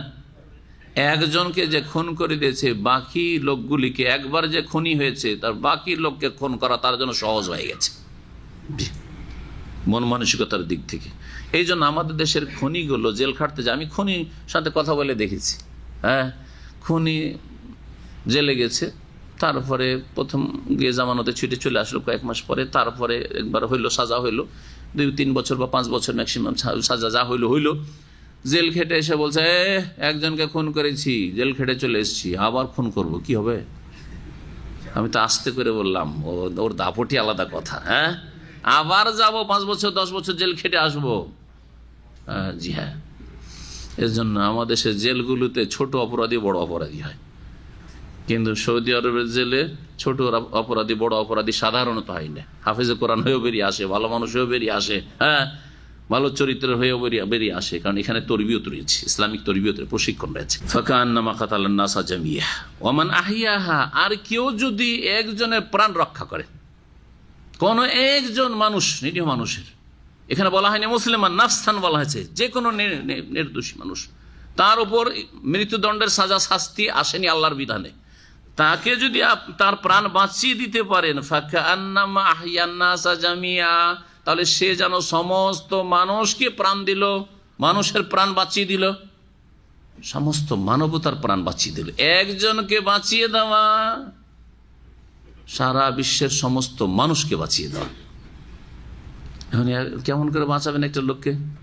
এটা তরিকা আবার কেমন হবে বুঝতে হবে। তাহলে যেই ব্যক্তি একজনকে বাঁচিয়ে দিল, কারো প্রাণ রক্ষা করলো, কেমন করে প্রাণ রক্ষা করবেন বুঝান এটা, এই আয়াতটা তাহলে না বুঝে আসবে। যাকে খুন করেছিল এই খুনি তার আত্মীয় স্বজনদের যদি দাবি থাকে যে আমরা কি করব, কেসাসের বাস্তবায়ন করবো, কেসাসের দাবি করি, তাহলে কেস হবে না? হবে না। কিন্তু আত্মীয় স্বজন যদি মাফ করে দেয় যে আমরা রক্তবন দিয়াত নিয়ে ক্ষমা করে দিলাম, অথবা দিয়াত ক্ষমা করে দিয়ে এমনিতে ক্ষমা করে দিলাম। কয়েক বছর আগে শেখ মোহাম্মদ সালেহ মোনাজ্জেদ তার ছেলেকে যে কোনো কারণে হোক একটু খুন হয়েছিল, উনি আসার পরে শেখ বললেন যে আমি মাফ করে দিলাম, দিয়েও তো নেব না, কেসাসও চাই না, মাফ করে দিলাম। সাথে সাথে একদিনে কেস উঠে গেল তখন থেকে। তবে সরকারের একটা অধিকার আছে হাকিমের, এই জন্য এইরকম ব্যক্তিকে মৃত্যুদণ্ড তো আর সরকার দেবে না, কিন্তু বন্দি রাখার অধিকার আছে সরকারের। জি, তো এখানে প্রাণ বাঁচালো না? জি হ্যাঁ, এখানে সৌদি আরবে ঘটে ঠিক কেসাসের জন্য প্রস্তুতি, জাল্লাদ প্রস্তুতি আছে, লাভ দিয়ে তরবারি মারার জন্য যাচ্ছে, ওই সময় এত দূর পর্যন্ত কিন্তু মাফ করেনি। অনেক চেষ্টা করা হয়েছে, অনেক চেষ্টা করেছে, আমির পর্যন্ত বলেছে যে রিকোয়েস্ট করেছে ক্ষমা করে দেয় লোকটিকে। এখানকার ঘটনা কিছুদিন আগে বলছে না ক্ষমা করবো না, আমার ছেলেকে খুন করেছে, আমরা ক্ষমা করবো না, কেসাস চাই। যেমন মারার জন্য যাচ্ছে সাথে সাথে এবার শেষ মুহূর্ত পর্যন্ত কিন্তু অধিকার আছে মাকতুলের পরিবারের, যে ব্যক্তিকে হত্যা করেছে তার পরিবারের অধিকার আছে ক্ষমা করে দেওয়ার। বলছে এই থামো, জাল্লাদ বলছে থামো, মাফ করে দিলাম। এখন সবাই তাকবীর দেওয়া শুরু করলাম, সুবহানাল্লাহ, যাতে করে দেখে যে তুই কত বড় অপরাধ করেছিস আর তোর সাথে কত ভালো আচরণ করলো। 1 সেকেন্ড পরেই তুই 2 খণ্ড হয়ে যাতি, ঠিক না? জি হ্যাঁ। আমান আহিয়া, কেউ যদি কারো প্রাণ এরকম বাঁচিয়ে দেয় ফাকান্ন আহিয়ান নাসা জামিয়া, এই প্রাণ বাঁচার সুযোগ করে দিল, তাহলে পুরো মানবতাকে বাঁচিয়ে দিল। এইরকমই কোন জায়গায় একজন লোক জুলুম অত্যাচার হচ্ছে, খুন করে দেবে, খুন করার জন্য ষড়যন্ত্র করেছে, অথবা মারছে তাকে খুন করার জন্য, অথবা এমন জায়গায় ফেসে গেছে যেখানে একে এখনই খুন করবে কিছুক্ষণের মধ্যে, আর আলহামদুলিল্লাহ আপনি পারবেন প্রতিরোধ করতে, প্রতিহত করতে পারবেন, আপনি এর জানকে প্রাণকে রক্ষা করতে পারবেন। ওমান আহিয়া, যদি এইরকম ক্ষেত্রে আপনি কারো জান বাঁচিয়ে দেন, প্রতিহত করে ওই জালেমদেরকে, খুনিদেরকে যারা খুন করতে চায়, ফাকান্নামা আহিয়ান নাসা জামিয়া, একজন মানুষের প্রাণ রক্ষা করলেন না, সমস্ত মানুষের প্রাণ রক্ষা করলেন। আপনি কিরকম ভাবে প্রাণ রক্ষা করলেন? এটাও তো বুঝতে হবে। মুফাসসিরিন গণ বলেছেন নেকির ক্ষেত্রে সারা বিশ্বের সমস্ত মানুষ খুন হচ্ছিল, আর খুন করা থেকে যদি বাঁচিয়ে দেওয়া যায় তাহলে যেই নেকিটা আছে সেই নেকি একজন মানুষের প্রাণ রক্ষা করার জন্য পাবে। আর একজন লোককে যদি খুন করে তাহলে সারা সমস্ত মানুষকে খুন করার যে পাপ রয়েছে সেই পাপের ভাগ আসতে থাকবে। আপনার গ্রামে কোনো খুনের ঘটনা ঘটেনি, একজন লোক খুন করেছে, দেখা দেখি তখন খুন হওয়া শুরু হইলো।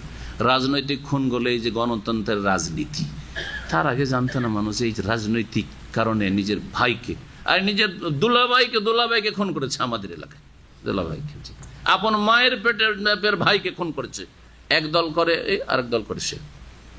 তার বোন একবারে পড়ে গেছে, গিয়ে শুয়ে গেছে স্বামীর ওপর যে আমাকে বিধবা করিও না। এটা আমরা যখন ছাত্র জীবনে ছিলাম, আজকে থেকে 20 বছর আগের ঘটনা। আমাকে বিধবা করিও না ভাই, আমাকে বিধবা করিও না, টেনে ফেলে দিল ভাইকে, না বোনকে টেনে ফেলে দিয়ে খুন করলো ভগ্নিপতিকে। জি হ্যাঁ, তাহলে এই রাজনীতি কোনো শান্তির রাজনীতি, জীবনে কোনোদিন শান্তি আসবে না এই রাজনীতিতে। ভালো করে শুনুন। ওয়ালাকাদ জাআতহুম রাসূলুনা বিল বায়িনাত, আর নিঃসন্দেহে তাদের কাছে আমার রাসূলগণ এসেছিলেন বিল বায়িনাত, সুস্পষ্ট দলিল প্রমাণ নিয়ে বনি ইসরাঈলদের কাছে। সুম্মা ইন্না কাসীরাম মিনহুম বা'দা যালিকা ফিল আরদি লামুসরিফুন, তারপরেও তাদের অধিকাংশই ফিল আরদে লামুসরিফুন, পৃথিবীতে সীমালঙ্ঘনকারী হয়েছিল, তারা সীমালঙ্ঘন করেছিল। এই আয়াতে বলা হয়েছে যে বনি ইসরায়েলদের ওপর এই বিধান আমি নাজিল করেছিলাম, বনি ইসরায়েলদেরকে এই বিধান দিয়েছিলাম। তার মানে এটা কি বনি ইসরায়েলদের সাথেই খাস এই আয়াত? না, মুফাসসিরিনগণ বলেছেন যে বনি ইসরায়েলদের প্রসঙ্গ চলছে সেজন্য বলা হয়েছে। আর বনি ইসরায়েলদের যুগে জানিয়ে দেওয়া হয়েছে তাদেরকে যে কেউ যদি একজনকে খুন করে তো সমস্ত মানবতা খুন করলো, সে কেউ যদি একজনের প্রাণকে বাঁচায় সমস্ত মানবতার প্রাণ বাঁচালো। কিন্তু এটি কোরআনে কারীম যেহেতু নাজিল হয়েছে সকল মানুষের জন্য, আর কোরআনে কারীম নিয়ে এসে রাসূলুল্লাহ সাল্লাল্লাহু আলাইহি ওয়াসাল্লাম তার দাওয়াতকে মুসলিম উম্মাত কবুল করেছে, সুতরাং সেটা আমাদের প্রত্যেক মুসলিমের জন্য বিধান যে একজনকে বাঁচালে সমস্ত মানুষকে বাঁচাবার সওয়াব পাবেন, আর একজনকে খুন করলে সমস্ত মানুষ খুন করার পাপের বোঝা উঠে। ইন্নামা জাযাউল্লাযিনা ইউহারিবুনাল্লাহ ওয়া রাসূলাহু ওয়া ইয়াসআউনা ফিল আরদি ফাসাদান আন ইউকাত্তালু আও ইউসাল্লাবু আও তুকাত্তা আইদিহিম ওয়া আরজুলুহুম মিন খিলাফ আও ইউনফাউ মিনাল আরদ যালিকা লাহুম খিজয়ুন ফিদ দুনিয়া ওয়া লাহুম ফিল আখিরাতি আযাবুন আযীম। এই আয়াত অত্যন্ত গুরুত্বপূর্ণ আয়াত, সবগুলি গুরুত্বপূর্ণ, কিন্তু এতে গুরুত্বপূর্ণ বিধান রয়েছে। এই আয়াতকে বলা হয় আয়াতুল হেরাবা। মুফাসসিরিনদের ভাষায় আয়াতকে কি বলা হয়? আয়াতুল হেরাবা। বিদ্রোহ করার শাস্তি সম্পন্ন বা শাস্তি বিশিষ্ট আয়াত, এমন আয়াত যে আয়াতে বিদ্রোহ বা যুদ্ধ ঘোষণার, যুদ্ধ করার শাস্তি, হেরাবার শাস্তির দণ্ডবিধান বর্ণনা করা হয়েছে আয়াতুল হেরাবা। আয়াতুল হেরাবা এই জন্য বলা হয় যে এই আয়াতকে আল্লাহ পাক শুরু করেছেন ইউহারিবুন আল্লাহ ওয়া রাসূলা দিয়ে। এই আয়াতের অন্তর্ভুক্ত যারা যারা হবে ইনশাআল্লাহ তাআলা বলবো, যাতে করে আমরা বিষয়টাকে স্পষ্ট হয়ে বুঝতে পারি। সৌদি আরবে ইসলামিক শাসন রয়েছে, যখন এখানে দণ্ডবিধান কায়েম হয়, যদি কেসাস হয় হত্যার বদল হত্যা, তখন কেসাসের আয়াত পাঠ ইয়া আইয়ুহাল্লাযিনা আমানু কুতিবা আলাইকুমুল কিসাসু ফিল কাতলা পড়া হয়। কিন্তু এছাড়া যতগুলি দণ্ডবিধান রয়েছে, যদি ধর্ষণ হয় অথবা গাঁজা হিরোইনের কেস হয়, যারা ব্যবসা, হিরোইন খাওয়া না, হিরোইন খেলে তার জন্য মৃত্যুদণ্ড নেই, খেলে তার জন্য শাস্তি আছে দীর্ঘদিনের হয়তো জেলের। কিন্তু যদি কেউ যদি গাঁজার ব্যবসায়, হিরোইনের ব্যবসায়, এইরকমই জঙ্গি যারা অস্ত্র ধারণ করেছে, উগ্রবাদী যারা অস্ত্র ধারণ করেছে, অস্ত্র ধারণ করে ভীত সন্ত্রস্ত করেছে বা ষড়যন্ত্র করেছে, বড় নাশকতার কোনো প্ল্যানিং করেছে, এইরকম অপরাধগুলির ক্ষেত্রে যখন মৃত্যুদণ্ড কায়েম করা হয় তখন এই আয়াত পাঠ করা হয়, ইন্নামা জাযাউল্লাযিনা ইউহারিবুন আল্লাহ ওয়া রাসূলাহু। মহান আল্লাহ কি বলছেন? ইন্নামা জাযাউল্লাযিনা ইউহারিবুন আল্লাহ ওয়া রাসূলাহু, নিঃসন্দেহে ওই সব লোকদের শাস্তি, জাযা আল্লাযিনা ইউহারিবুন আল্লাহ ওয়া রাসূলাহু, যারা আল্লাহ এবং তার রাসূলের বিরুদ্ধে যুদ্ধ করে। হারাবা ইহারেব মানে হারব থেকে, হারব মানে হচ্ছে যুদ্ধ। আল্লাহ এবং তার রাসূলের বিরুদ্ধে যুদ্ধ করে। আল্লাহর বিরুদ্ধে যুদ্ধ কি? আল্লাহর বিরুদ্ধে যেতে পারবে আসমানে নাকি? ইন্নাকা লান তাখরিকাল আরদা ওয়া লান তাবলুগাল জিবালা তুরা, না জমিনের ভিতরে ঢুকতে পারবে, না তো পাহাড়ের উপর চড়ে আল্লাহকে পারবে। আল্লাহর বিরুদ্ধে মানে আল্লাহর বিধানের বিরুদ্ধে যে বিদ্রোহ ঘোষণা, জি, তার একটি বড় অপরাধ হচ্ছে মুরতাদ হওয়া। কোন মুসলিম যদি মুরতাদ হয় মহারাবা। আর রাসূলের বিরুদ্ধে, রাসূলুল্লাহ সাল্লাল্লাহু আলাইহি ওয়াসাল্লামের জীবদ্দশা পর্যন্ত রাসূল নেই এখন, তো রাসূলের বিরুদ্ধে কি করে যুদ্ধ করবে? রাসূলুল্লাহ সাল্লাল্লাহু আলাইহি ওয়াসাল্লামের আনিত বিধানের বিরুদ্ধে, যেসব বিধিবিধান রয়েছে শরীয়তের, তার বিরুদ্ধে যদি যুদ্ধ করে, বিদ্রোহ ঘোষণা করে, ওয়াসআউনা ফিল আরদি ফাসাদান, এবং জমিনে যদি অশান্তি সৃষ্টি করে বেড়ায়, জমিনে ফাসাদ, তাদের শাস্তি কি? আন ইউকাত্তালু, তাদেরকে হত্যা করা হবে, আও ইউসাল্লাবু, বা তাদেরকে শুলে চড়ানো হবে, আও তুকাত্তা আইদিহিম ওয়া আরজুলুহুম মিন খিলাফ, অথবা তাদের হাত এবং পা গুলিকে উল্টো করে কেটে ফেলা হবে। কয়টি শাস্তি হলো? কয়টি হইল বলেন? তিনটি। আও ইউনফাউ মিনাল আরদে, অথবা দেশ থেকে তাদেরকে নির্বাসিত করা হবে। দেশ থেকে, আরদ মানে যে দেশ, আরদ তো সারা পৃথিবী, আরদ তো পৃথিবী থেকে, জমিন থেকে যদি তাকে নির্বাসিত করা হয় তো যাবে কোথাও? তো দেশ থেকে নির্বাসিত করা হবে। যালিকা লাহুম খিজয়ুন ফিদ দুনিয়া, এটি হচ্ছে তাদের জন্য, এইরকম অপরাধীদের জন্য পার্থিব জগতে লাঞ্ছনা করা শাস্তি, ওয়ালাহুম ফিল আখিরাতি আযাবুন আযীম, আর তাদের জন্য পরকালে মহাশাস্তি তো প্রতীক্ষায় রয়েছে। আখিরাতের শাস্তি আছে, দুনিয়ার লাঞ্ছনা হলো যে এই দণ্ডবিধান কায়েম করা হবে। এখন এই মুহারাবা কি কি হতে পারে, আল্লামা ইবনে কাসির রহমতুল্লাহ আলাইহির ভাষায় তো একটি শোনেন, তারপরে বাকিগুলো আমি পুরো করে দেবো ইনশাআল্লাহ। বলছেন আল মুহারাবা হিয়াল মুদাদ্দা ওয়াল মুখালাফা, মুহারাবা হচ্ছে বিরোধিতা করা এবং বিদ্রোহ করা, ওয়াহিয়া সাদিকাতুন আলাল কুফর, সেটা কুফুরিকে বলা হয়। তাহলে একজন মুসলিম যদি আল্লাহ দ্রোহিতা মানে কি করে, নাস্তিক হয়ে যায় বা কি করে, মুরতাদ হয়ে যায়। নাস্তিক তো আল্লাহর নেই কথা বলা, কিন্তু নাস্তিক না, সে বলছে আমি নামাজ মানি না, হ্যাঁ ইসলাম মানি না, রোজা মানি না, বুঝা গেছে, যে কোনো রকমের কুফরি করুক, এক কথায় মুরতাদ, যে কোনো হয়ে যদি কি হয়ে যায়, কাফের হয়ে যায়, মুসলিমের সন্তান মুসলিমের ঘরে জন্ম নিয়ে যদি কাফের হয়, ইসলাম বিমুখ, তাকে মুরতাদ বলা হয়। এক ওয়ালাকাত ইত্তারিকা, ডাকাতি। শোনেন, অনেকেই চিন্তা করেন যে চোরের শাস্তির কথা তো আছে কোরআনে স্পষ্ট, কিন্তু ডাকাত, হ্যাঁ ছিনতাইকারী, জি হ্যাঁ, অনেকেই চিন্তা কল্পনা জল্পনা করেন। বরং একজন কাফের এতরাজ করেছে যে তোমাদের তো ব্যভিচারের শাস্তি আছে, মানে সম্মতির ব্যভিচার, কিন্তু ধর্ষণের শাস্তি কোথায়, দুটো একই তো, কেমন করে হলো, এটা দেখো ধর্ষণ, আজকাল আবার জেনাকে দুই রকম করা হচ্ছে, তাই না? জেনা দুই ভাগে বিভক্ত, একটা হচ্ছে ধর্ষণ মানে হ্যাঁ জেনা বিল জবর, যেটা জবরদস্তি ব্যভিচার, এটা হচ্ছে ধর্ষণ, তাই না? আর যদি সম্মতি থাকে গার্লফ্রেন্ড, তাহলে অধিকাংশ সরকারগুলির কাছে ইল্লাম রাহিমাল্লাহ এটা হচ্ছে কি বৈধ, সেজন্য 5 স্টারে বৈধ, কারো লাইসেন্স আছে। পতিতালয় বেশ্যাখানায় হ্যাঁ দেহ ব্যবসা, যৌন ব্যবসা বৈধ, কারণ লাইসেন্স প্রাপ্ত, লাইসেন্স হোল্ডার, তাই না? হ্যাঁ পার্কে, যেসব দেশে স্বাধীনতা আছে পার্কে বৈধ, হ্যাঁ সম্মতি থাকলে হইল, ও চিৎকার না করলি হইলো, হ্যাঁ চেঁচামেচি না করলি হইলো, ঠান্ডা হয়ে গেল অসুবিধা নাই। আউযুবিল্লাহ, এসব মানুষ না ছাগলের চাইতে নিকৃষ্ট, আল্লাহ পাক ভালো জানে। হ্যাঁ জবরদস্তি করলে যে না হয় ওই কাজটি, আর শুধু সম্মতি রাজি হয়ে গেলে নাকি কোনো অপরাধী হইল না। সম্মতির সাথে, আচ্ছা সম্মতির সাথে যে না হয় সেটা গোপনেও হইতে পারে, আবার প্রকাশ্যে হইতে পারে। যেরকম অধিকাংশ জেনাগুলি গোপনে হয়, তাই না? লুকিয়ে নির্জনে গোপনের জেনা। আর একটা জেনা হয়তো খোলা কোনো জায়গাতে, হ্যাঁ কোনো পাটের জমিতে অথবা কোনো জায়গায় পার্কে, একটু বন জঙ্গল দেখে, যেমন আজকাল পার্কগুলি এই কাজের জন্য অধিকাংশ ক্ষেত্রে ব্যবহৃত হচ্ছে, আলহামদুলিল্লাহ সৌদি আরব ছাড়া, জি। আর পশ্চিমা সভ্যতা যেখানে যত বেশি গ্রাস করতে পারছে সেখানে তত বেশি তো জেনা সব কিছু হয়ে যাচ্ছে, আর বাকি শেষটা অনেক জায়গাতে হচ্ছে, জি হ্যাঁ। আর বাকি তো আল্লাহ আকবার, যারা ওই সব জায়গায় গিয়েছে তারা, যারা আল্লাহ না করে যে যান কোনো মুমিন মানুষ ওই সব জায়গায়, আল্লাহর গজব ওখানে নামতে আছে সবসময়, আল্লাহর গজব। জীবনে একবার ওখান দিয়ে যেতে গিয়ে দেখছি যে সুবহানাল্লাহ, এখানে থামা যাবে না, কারণ ওই সামুদ যে এলাকায় ধ্বংস হয়েছে সেই জায়গায় নবী সাল্লাল্লাহু আলাইহি ওয়াসাল্লাম তাবুকের যুদ্ধে যাচ্ছিলেন, তখন বলেছিলেন যে দেখো তাড়াতাড়ি করো, এখানে আল্লাহর গজব এককালে নেমেছে, আল্লাহর গজবের বকিয়া কিছু থাকতে পারে, এইখানে তোমরা অবস্থান করবে না। কিছু লোক ওখান থেকে পানি নিয়েছিল, পানি ফেলো, আটা সেনে দিয়েছিল, ছাতু সেনে দিয়েছিল খাওয়ার জন্য, বলছে ফেলো, সেই আটাগুলোকে ফেলিয়ে দিয়েছিল, ছাতুও ফেলিয়ে দিয়েছে নবী করিম সাল্লাল্লাহু আলাইহি ওয়াসাল্লাম, কারণ এখানে আল্লাহ পাকের ক্রোধ গজব এখন হইতে আছে।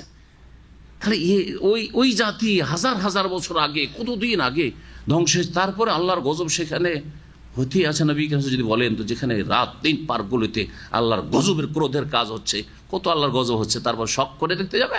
শখ করে কখনো যাবে না ওইসব জায়গায়, কারণ আল্লাহর গজবের ভাগ আপনার নসিবও আসতে পারে। আবার জেনা গোপনে জেনা করলো, লুকিয়ে, ভয় করে সে লুকিয়ে একবার। আর একটা হচ্ছে খোলা জায়গাতে, মাঠে ঘাটে, অথবা যদিও সম্মতি আছে, সম্মতিরই দুটো ভাগ করলাম। আর একটা হচ্ছে সম্মতি নেই, রাস্তাঘাটে ধরে জবরদস্তি, অথবা যেখানে হোক না কেন জবরদস্তি, জেনা, ব্যভিচার, ধর্ষণ, তিনটেই ইসলামের দৃষ্টিতে জেনা। আর লুকিয়ে জেনা হলেও যদি প্রমাণ হয়ে যায় স্বীকারোক্তির মাধ্যমে, অথবা কিসের মাধ্যমে বিনা বিবাহে গর্ভধারণ করেছে, এটা মেয়েদের ক্ষেত্রে, কিন্তু ছেলেদের ক্ষেত্রে 4 সাক্ষীর মাধ্যমে, চার সাক্ষী। এই ক্ষেত্রে জেনা প্রমাণ করার জন্য কি লাগবে? চার সাক্ষী লাগবে। অন্য কোনো কেসে চার সাক্ষী লাগে না, 2 সাক্ষী যথেষ্ট। কিন্তু জেনা মান ইজ্জতের কত মর্যাদা ইসলামে আছে যে 3 জন সাক্ষী যদি পেশ করতে পারে, 3 জন বলে, আর তারপরে দেখেছি বলতে হবে, এই নয় যে 2 জনকে একটু গল্প করতে দেখেছিলাম আর সেই জন্য বলে দেন যে হ্যাঁ তারা এই কাজ করেছে, হ্যাঁ 2 জনকে একই রুমে দেখেছিলাম। না, ওই কাজের অবস্থায়, ব্যভিচারের অবস্থায় দেখেছো কিনা 4 জন একসাথে। জি হ্যাঁ, তাহলে জেনা প্রমাণ হবে। বোঝা গেছে? হয় 4 সাক্ষীর মাধ্যমে, নয় স্বীকারোক্তির মাধ্যমে, আর মহিলাদের ক্ষেত্রে বিনা বিবাহে যদি গর্ভধারণ করে। তাহলে এই জেনার শাস্তি কি? গোপনে হোক অথবা প্রকাশ হোক, জেনার শাস্তি সম্মতির সাথে যদি হয়, জেনার শাস্তি কি? বিবাহিত হইলে মৃত্যুদণ্ড, পাথর দিয়ে সংসার করতে হবে, রজম। আর যদি অবিবাহিতা হয় তাহলে মেয়াত জালদা। সূরা নূরের তাফসীরে পড়েছেন। ধর্ষণ, একজন কাফের মুসলিম একজন স্কলারকে প্রশ্ন করছে যে ইসলামে ধর্ষণের অপরাধ বেশি, হ্যাঁ জবরদস্তি করলো তো ওর শাস্তি কোথায়? ওই কাফেরকে বলবেন এই আয়াতে এর শাস্তি। জি হ্যাঁ, ধর্ষণ জবরদস্তি যদি করে, সে বিবাহিত হলেও এই শাস্তি, আর বিবাহিত না হলে এই শাস্তি। বিবাহিত যদি না হইতো আর সম্মতির জেনা হইতো তাহলে মেয়াত জালদা 100 কোড়া, ঠিক না? 100টি বেত্রাঘাত। কিন্তু এই ক্ষেত্রে 100টি বেত্রাঘাত না, যেহেতু জবরদস্তি করেছে সেই জন্য শাসককে অধিকার আছে যে ধর্ষণকারীকে মৃত্যুদণ্ড দেবে যদি অবিবাহিত। জি হ্যাঁ, ওয়ালাকাতির তারিক, ডাকাতি, ছিনতাইকারী। তাহলে চুরি আর ডাকাতি আর ছিনতাই, এগুলোতে পার্থক্য কি বুঝতে হবে। তাহলে বুঝেন? বলেন কেউ। চুরি কাকে বলে? চুরির সংজ্ঞা কি? গোপনে, মালিকের অগোচরে, মালিক সামনে নেই, গোপনে যদি নেই তাহলে এটাকে কি বলা হয়? চুরি বলা হয়। যথেষ্ট সংজ্ঞা না, আর কিছু লাগবে ওতে? বকরি আপনার চড়ছে মাঠে বা গরু চড়ছে মাঠে, আর ওখানে রাখালো নেই, পাহারাদার নেই, আর ওখান থেকে কেউ চুরি করে নিয়ে গেছে। আর একটা হচ্ছে যে গরুটা আপনার বাড়িতে আছে, বাঁধা আছে, বাড়িতে আছে, বা গরু ছুটে গেছিল মাঠে ঘাটে, কোথাও পেয়েছে নিয়ে চলে গেছে, ওখান থেকে কোনো মালিক টালিক দেখেন নিয়ে চলে গেছে, ঠিক আছে? আর একটা হচ্ছে গরুটা আপনার বাড়িতে ছিল আর বাড়িতে চোর ঢুকে আপনার ঘুমাচ্ছিল, ওই অবস্থায় নিয়ে গেছে। দুটো একই রকম। আম বা ফল বাড়িতে কেটে নিয়ে এসে রেখেছেন আর বাড়িতে পাহারা দিচ্ছেন আপনারা, ওই সময় ঘুম চলে এসছে, চুরি করে নিয়ে গেছে বাড়ি থেকে। আর হ্যাঁ, ধানের জমি বা আমের বাগান আছে, আমের বাগান থেকে আম পেড়ে নিয়ে গেছে, বা ধানের জমি থেকে কিছু ধান কেটে নিয়ে গেছে। দুটো সমান? দুটো সমান না, ফোকাহায়ে কেরামদের কাছে সমান না। চুরির ক্ষেত্রে একটি শর্ত তারা লাগিয়েছেন যে চুরি করবে মিন হিরজিন, সুরক্ষিত স্থান থেকে, সুরক্ষিত স্থান থেকে, অরক্ষিত। হ্যাঁ, যদি আবার আম বাগানে আবার যদি পাহারাদার নিযুক্ত থাকে তাহলে সেটা ঠিক আছে, কিন্তু আম বাগানে কোনো পাহারাদার নেই। খেজুরের গাছ আপনার সমুদ্রের বিচে সৌদি আরবে খেজুর গাছ আছে না নেই? আছে না নেই বলেন? খেজুর গুলো পারেন না অনেকে, হ্যাঁ অনেকে পড়েন, অনেকে দ্বিধাদ্বন্দ্ব করেন যে কি জানি হারাম হয় নাকি, পড়বো না। এখন খেজুর যদি এখান থেকে পেড়ে নেই আর তারপরে তখন কেউ ধরে নে বলে এই খেজুর কেন তুই এখান থেকে পড়লে তোর চোর হাত কাটবো, চলবে? পাহারাদার নিযুক্ত করো। ফোকাহারা বলছেন হিরজ, সুরক্ষিত স্থান থেকে হইতে হবে। আর একজন খেজুর রেখেছে, বাড়িতে কেটে মেড়ে এনে রেখেছে অথবা স্টোরে রেখেছে, আর ওখানে চোর ঢুকে চুরি করেছে। জি হ্যাঁ, বোঝা গেছে? এটা হচ্ছে চুরি। সুরক্ষিত স্থান থেকে হইতে হবে। আর গোপনে, হ্যাঁ মালিক নেই বা মালিক আছে, শুয়ে আছে, সে সময় চুরি করছেন সুরক্ষিত স্থান থেকে, তাহলে সেটা হচ্ছে চুরি, সারিকা বলা হয়। আর কাতউত তারিখ, হ্যাঁ ছিনতাই বা আপনার লুটপাট, হ্যাঁ ডাকাতি, এটা কেমন হয়? ভিন্ন, তাই না? জবরদস্তি করে, বল প্রয়োগ করে কেড়ে নিয়ে যাওয়া। জি হ্যাঁ, রাস্তা থেকে হোক অথবা বাড়ি থেকে হোক। তো ডাকাতির শাস্তি তাহলে কি? এই শাস্তিগুলো যেটা এখন বলবো যে এই শাস্তিগুলো, তো কয়টা শাস্তি বলা হয়েছে? 4টা শাস্তি। যদি মুরতাদ হয় তাহলে তো মৃত্যুদণ্ড, ঠিক না? মান বাদ্দালা দীনাহু ফাকতুলু, সহিহ বুখারীতে আছে যে কেউ যদি দিন ইসলাম থেকে অন্য ধর্মে চলে যায় তাহলে তাকে হত্যা করো, সহিহ বুখারীতে হাদিস রয়েছে। আর এই আয়াতে আল্লাহ বলছে ইউকাত্তালু ওয়া ইউসাল্লাবু। যদি 4টি শাস্তির কথা বলা হয়েছে এখানে, কিন্তু অপরাধ দেখতে হবে যে কেমন রয়েছে। মোরতাদের ক্ষেত্রে তো না বললাম, কিন্তু একজন ডাকাতি করেছে, ডাকাতের কি করবেন? হত্যা, না শুলিতে চড়ানো, নাকি হাত পা কাটা উল্টো করে, নাকি নির্বাসিত করা দেশ থেকে? কোনটা? রাস্তায় ভীত সন্ত্রস্ত করা, লোকজন যাচ্ছে রাস্তা দিয়ে আর ভয় দেখায়, ভয় দেখায়। জি, মানে ছিনতাইকারী বিভিন্ন রকম, যারা হয়তো ছিনতাই করলো না কিন্তু ভয়টাই দেখায়, এই রাস্তা আসবে, এই রাস্তা আসলে এরপরে দেখবো তো। আর ওই রকমই আল্লাহ বলেছেন ওয়াসআউনা ফিল আরদি ফাসাদান, বলছে ওয়াকাযালিকা আল ইফসাদ ফিল আরদি ইউতলাকু আলা আনওয়াই মিনাশ শার। এই রকমই পৃথিবীতে বিপর্যয় সৃষ্টি করা বা অশান্তি করা বা কি করা, ফাসাদ সৃষ্টি করা, এগুলি হচ্ছে আলা ইউতলাকু আলা আনওয়াই মিনাশ, বিভিন্ন রকমের পাপাচারকে বলা হয়, বিভিন্ন রকমের অন্যায় কাজকে বলা হয় পৃথিবীতে। তাহলে কোন কাজ দ্বারা ফাসাদ সৃষ্টি হচ্ছে? তার মধ্যে একটি হচ্ছে হিরোইন, গাঁজা, এগুলির ব্যবসা করা। একজন একা খায়, অপরাধ তার মধ্যে হয়তো সীমিত, যদিও আশেপাশের লোক আক্রান্ত হইতে পারে, কিন্তু আরেকজন ব্যবসা করে, ব্যবসা করে দেশে হিরোইন জানতো না কেউ, গাঁজা জানতো না, দেশের লোককে জানালো, সুবিধা করে দিল তাদের জন্য।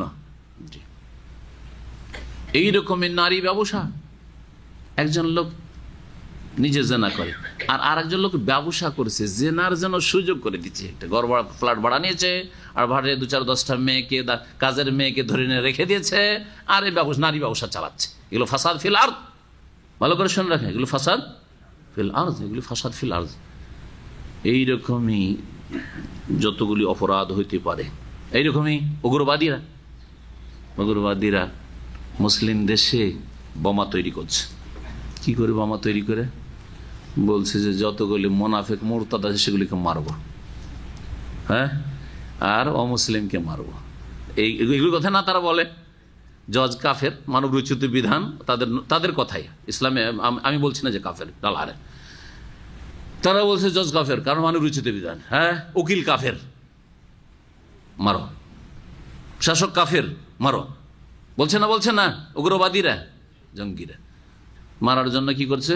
বোমা তৈরি করছে, বোমা তৈরির মাল ম্যাটেরিয়াল নিয়ে আসছে। এই ধরনের যতগুলি অপরাধী হইতে পারে সবগুলি এই আয়াতের অন্তর্ভুক্ত, এই শাস্তিগুলি তাদের জন্য। সুতরাং যে কোনো মুসলিম সরকার গুনাহগার হোক, আমি বলছেন যে সরকারকে আল্লাহওয়ালা হইতে হবে, তাহলে দণ্ডবিধান কায়েম করবে। সরকার বার হোক, নেক হোক, অথবা ফাজের গুনাহগার হোক, পাপিষ্ট হোক, কিন্তু মুসলিম সরকার তার অধিকার আছে এই কোরআনী আইনের বাস্তবায়নের, বরং তার উপরে ফরজ শুধু অধিকার নাই, তার ফরজ কোরআনী আইনের বাস্তবায়ন করবে সকলের ক্ষেত্রে। এই ধরনের যেগুলি অপরাধ রয়েছে, এই অপরাধের ক্ষেত্রে এবং অপরাধীদের ক্ষেত্রে এই দণ্ডবিধানের বাস্তবায়ন করবে।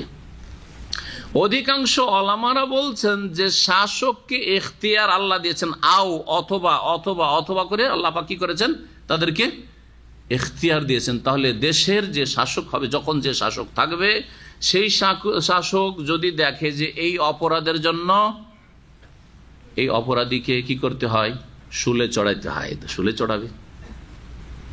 যদি মনে করে একে হত্যা করতে হবে তো হত্যা করতে হবে, যদি সিদ্ধান্ত হয় সরকারের। তাহলে যদি দেখে যান না একে হত্যা করব না, এই অপরাধের জন্য এর হাত কেটে দেব, পা কেটে দেব, ডান হাত কাটলে বাম পা, আর বাম হাত কাটলে ডান পা, এইভাবে উল্টো করে মিন খেলাফ, বিপরীত দিক থেকে সেটা করবে সরকার মনে করলে। যদি মনে করে এই অপরাধের জন্য বা অপরাধীর ক্ষেত্রে কি করব? দেশ থেকে নির্বাসিত করব, তাতেই উদ্দেশ্য কি শাসকের এটা জানতে হবে। উদ্দেশ্যটা কি? এই দণ্ডবিধানের উদ্দেশ্যটা কি? এটা বুঝতে পারলে সব বুঝে যাবেন। অপরাধকে নির্মূল করা, অপরাধীদের সংখ্যা কমাইতে হবে, তারা ভালো হয়ে যাক, অথবা যদি মৃত্যুদণ্ডের মাধ্যমে কমুক দেশ থেকে অপরাধকে দেশ থেকে নির্মূল করা। এবং তার সাথে সাথে যারা অপরাধী নয় কিন্তু অপরাধী হয়ে যেতে পারে, আজকের ভালো মানুষ মোটামুটি কালকের অপরাধী হইতে পারে, আজকের যুব জেনারেশন, যুব সমাজ সেই দিকে ঝুঁকতে পারে, তাদের জন্য যাতে দৃষ্টান্তমূলক শাস্তি হয়, যে দেখলে এইরকম শাস্তি হয়েছে, তোরাও যদি এরকম করিস, আমিও যদি ওই পথে নামি তো আমারই হবে। যে এই হচ্ছে উদ্দেশ্য, এই উদ্দেশ্যে দণ্ডবিধান কায়েম করবি। এখন দেশ থেকে নির্বাসনের যে বিষয়টি রয়েছে, যুগের আবর্তন বিবর্তনে সেটা পরিবর্তন ঘটতে পারে বা সেটা রূপ পরিবর্তন হতে পারে। কেমন কথা? আজকাল দেশ থেকে যদি তাড়িয়ে দেওয়া হয় কোনো অপরাধীকে, বাংলাদেশে অপরাধ করলো, দিলেন তাড়িয়ে ভারতে, হ্যাঁ, তসলিমা নাসরিন ভারতে আশ্রয় নিয়ে আছে। বাংলাদেশে থেকে যে অপরাধ করতে পারতো তার চেয়ে বেশি অপরাধের জন্য স্বাধীনতা পেয়েছে না পাইনি? পেয়েছে না পাইনি? হ্যাঁ, তাহলে লাভ নেই। দেশ থেকে নির্বাসিত করে লাভ আছে? দেশ থেকে নির্বাসিত করার আর একটা তরিকা হচ্ছে যে ন্যাশনালিটি ক্যান্সেল করে দেওয়া, যেটা অনেক দেশ আজকাল করে থাকে। জি হ্যাঁ, যদি শাসক মনে করে করব, কিন্তু সেটা তো মাসলেহাত দেখতে হবে। এর ন্যাশনালিটি নাগরিকত্ব ক্যান্সেল করে দিয়ে উদ্দেশ্যটা কি? যদি সংশোধন, ওর সংশোধন অথবা বাকি লোকগুলিকে ঠিক করা, সোজা করা, যেগুলো বাঁকা হইতে যাচ্ছে, ফায়দা আছে, তাহলে ঠিক আছে। এক যুগে হয়তো ফায়দা ছিল, কিন্তু এখন ফায়দা নেই।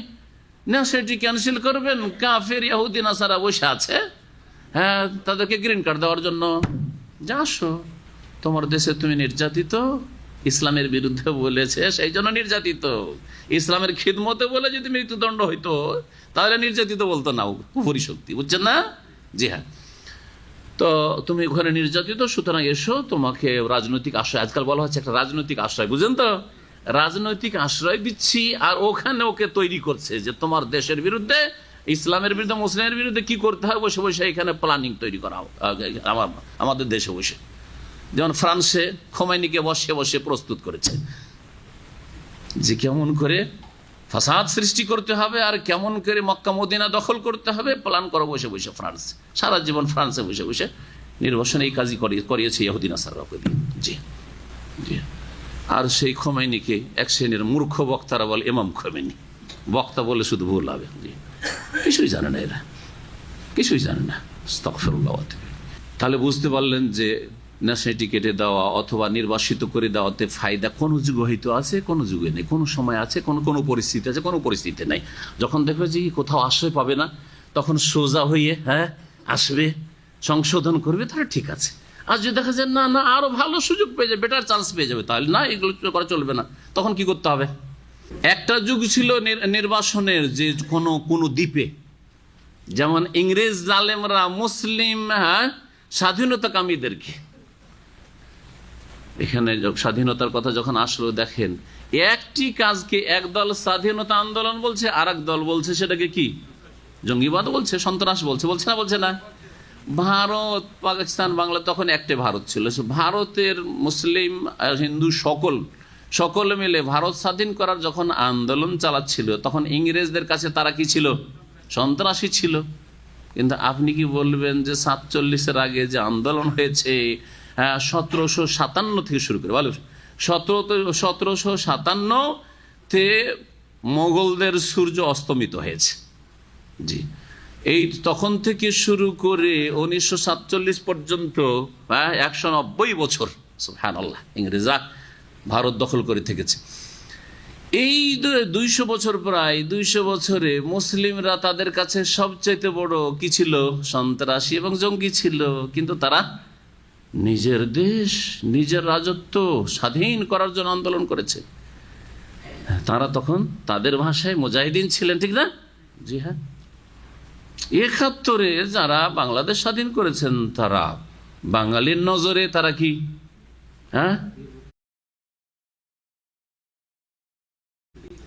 মুক্তিযোদ্ধা, মাশাআল্লাহ মুক্তিযোদ্ধা।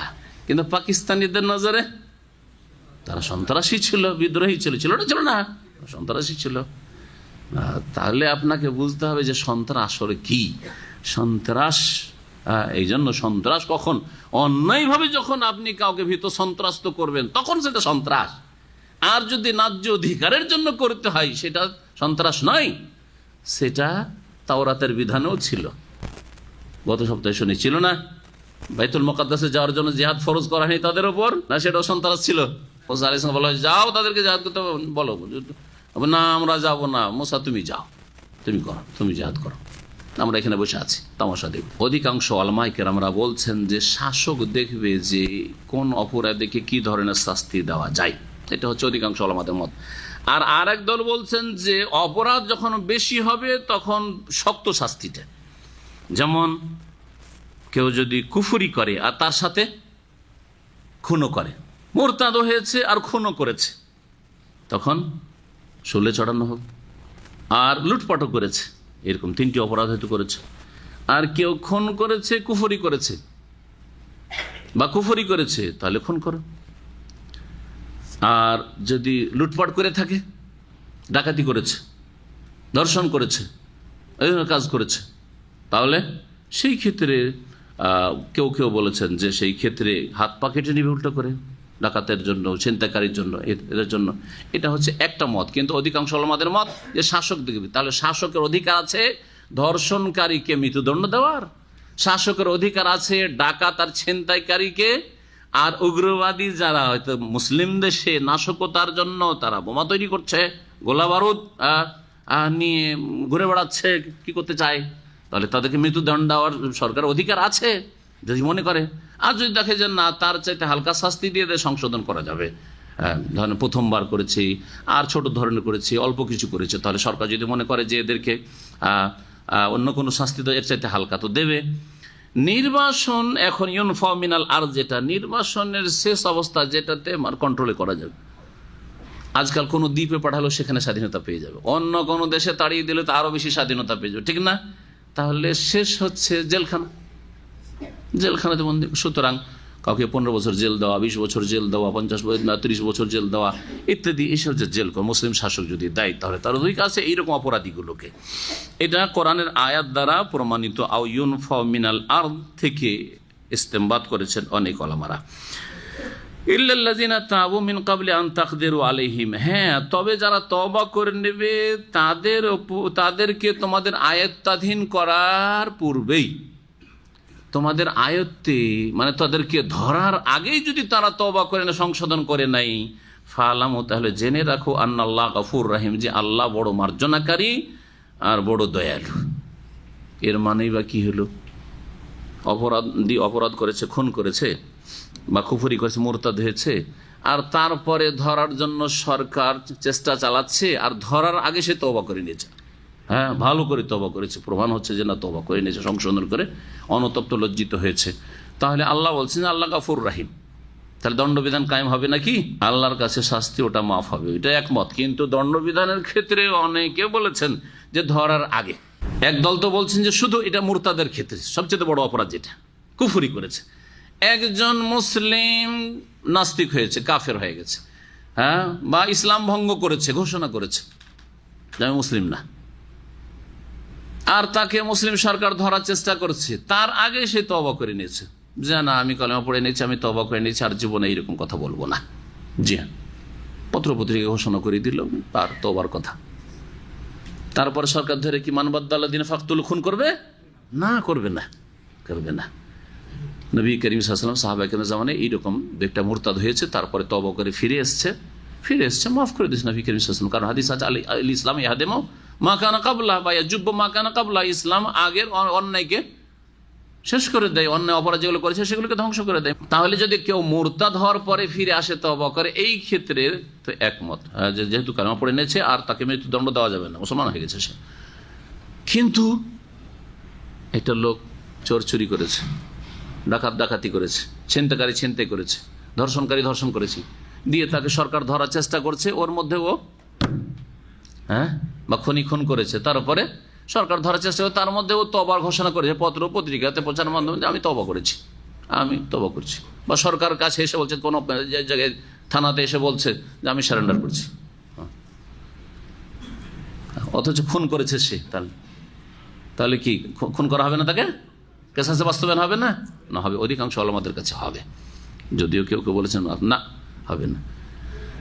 কোন কোন ক্ষেত্রে হইতে পারে, যেমন ধরেন সন্ত্রাসী দলের সাথে মিলে গেছে, জি হ্যাঁ, উগ্রবাদীদের সাথে মিলে গেছে, আর তারপরে বুঝতে পেরেছে যে আমি ভুল পথে চলে এসেছিলাম, তাড়াতাড়ি সরকার ধরার আগে, টের পাওয়ার আগে, সরকারের কবজাতে আসার আগে তওবা করে নিয়েছে, আর সরকার কাছে এসে বলছে যে আমি সারেন্ডার করছি, আমি ভুল পথে চলে গেছিলাম, আমি তওবা করছি, তাহলে এই ক্ষেত্রে তখন দণ্ডবিধান দেবে না সরকার। আর যদি মনে করে যে না, এর তওবাতে সন্দেহ আছে, হয়তো যান বাঁচার জন্য বলছে, বা ক্ষয়ক্ষতির জন্য বলছে, তাহলে হালকা শাস্তি দেবে, জেলে রাখবে, আর তারপরে তাকে অবজার্ভ করবে, দেখবে যে তার আসলে কি সংশোধন হয়েছে কিনা, এবং তাকে সঠিক ইসলাম এবং ইসলামের যে বিধিবিধান রয়েছে, শাসকের জনগণের সাথে যে সম্পর্কে এইসব বিষয় সম্পর্কে তাকে জ্ঞান দেবে। যেমন আলহামদুলিল্লাহ সৌদি আরবে করা হয়। সৌদি আরবের যুবক পোলাপান যদি কেউ এরকম বিভ্রান্তির শিকার হয়, তাহলে তাদের জন্য প্রোগ্রাম আছে, তাদের জন্য জেলখানা তাদের প্রোগ্রাম আছে, বরনামাজ তো জি বরনামাজ তাদের বলা হচ্ছে আচ্ছা, তাদের সংশোধনের জন্য জি মোনাসাহা বলা হচ্ছে, সেটাকে নসিহা, বোঝানো হোক তাকে যে তুমি যে পথটায় গিয়েছো সেই পথটা ইসলামের পথ না, এটা ভুল পথ। জি, এই কাজগুলি করবে। জি, তারপরে ওসিলার কথা এসছে। আল্লাহ পাক রব্বুল বলছেন, ইয়া আইয়ুহাল্লাযীনা আমানুত্তাকুল্লাহ, হে ঈমানদার মানুষেরা তোমরা আল্লাহকে ভয় করো। তাকওয়া, আল্লাহকে ভয় করো। আল্লাহর ভয়ে, আল্লাহর অসন্তুষ্টির কাজ থেকে, গুনাহ থেকে বেঁচে থাকা, ফরজ ওয়াজিব আদায় করা, ভালো কাজ করা। ওয়াবতাগু ইলাইহিল ওয়াসিলাতা, এবং তোমরা অন্বেষণ করো, সন্ধান করো তার নৈকট্যের উপায়, আল্লাহর নৈকট্য লাভের উপায়। আল ওয়াসিলা মানে হচ্ছে আল কুরবা, নৈকট্য লাভের উপায় তোমরা সন্ধান করো। ওয়াজাহিদু ফি সাবিলিহি, এবং তার পথে, আল্লাহর পথে তোমরা প্রচেষ্টা চালাও, জিহাদ করো। জিহাদ মানে শুধু অস্ত্র না, জিহাদ মানে সর্বস্তরের প্রচেষ্টা চালানো। আজ সর্বোচ্চ স্তর প্রয়োজনে এবং শর্ত পুরা হলে তখন অস্ত্র ধারণ, কিন্তু নাফসের জিহাদ, জি ধন সম্পদের জিহাদ, হাদিস আছে জাহিদুল মুশরিকিনা বিআমওয়ালিকুম ওয়া আনফুসিকুম, মালের কথা রয়েছে। অত জাহিদুনা ফি সাবিলিল্লাহ বিআমওয়ালিকুম ওয়া আনফুসিকুম, জান মাল দিয়ে, সময় শ্রম দিয়ে, ইলম শিখার মাধ্যমে, এই যে চেষ্টা করে রোদে গরমে আসছেন, দিন শিখছেন, এটা কি মুজাহিদা নয়? চেষ্টা চালানো নয়? ফজরে অল্প ঘুমের পরে উঠে আবার সলাতে হাজির হচ্ছেন, মসজিদে হাজির হচ্ছেন, এটা কি মুজাহিদা নয়? প্রচেষ্টা নয়? সব কি শামিল। এইরকম গুনাহ থেকে বাঁচার জন্য গুনহার পরিবেশে থেকেও নিজেকে বাঁচিয়ে রেখেছেন, এটা কি প্রচেষ্টা নয়? অবশ্যই প্রচেষ্টা। অনেকে ফেসে যাচ্ছে, আপনি ফাঁসছেন না।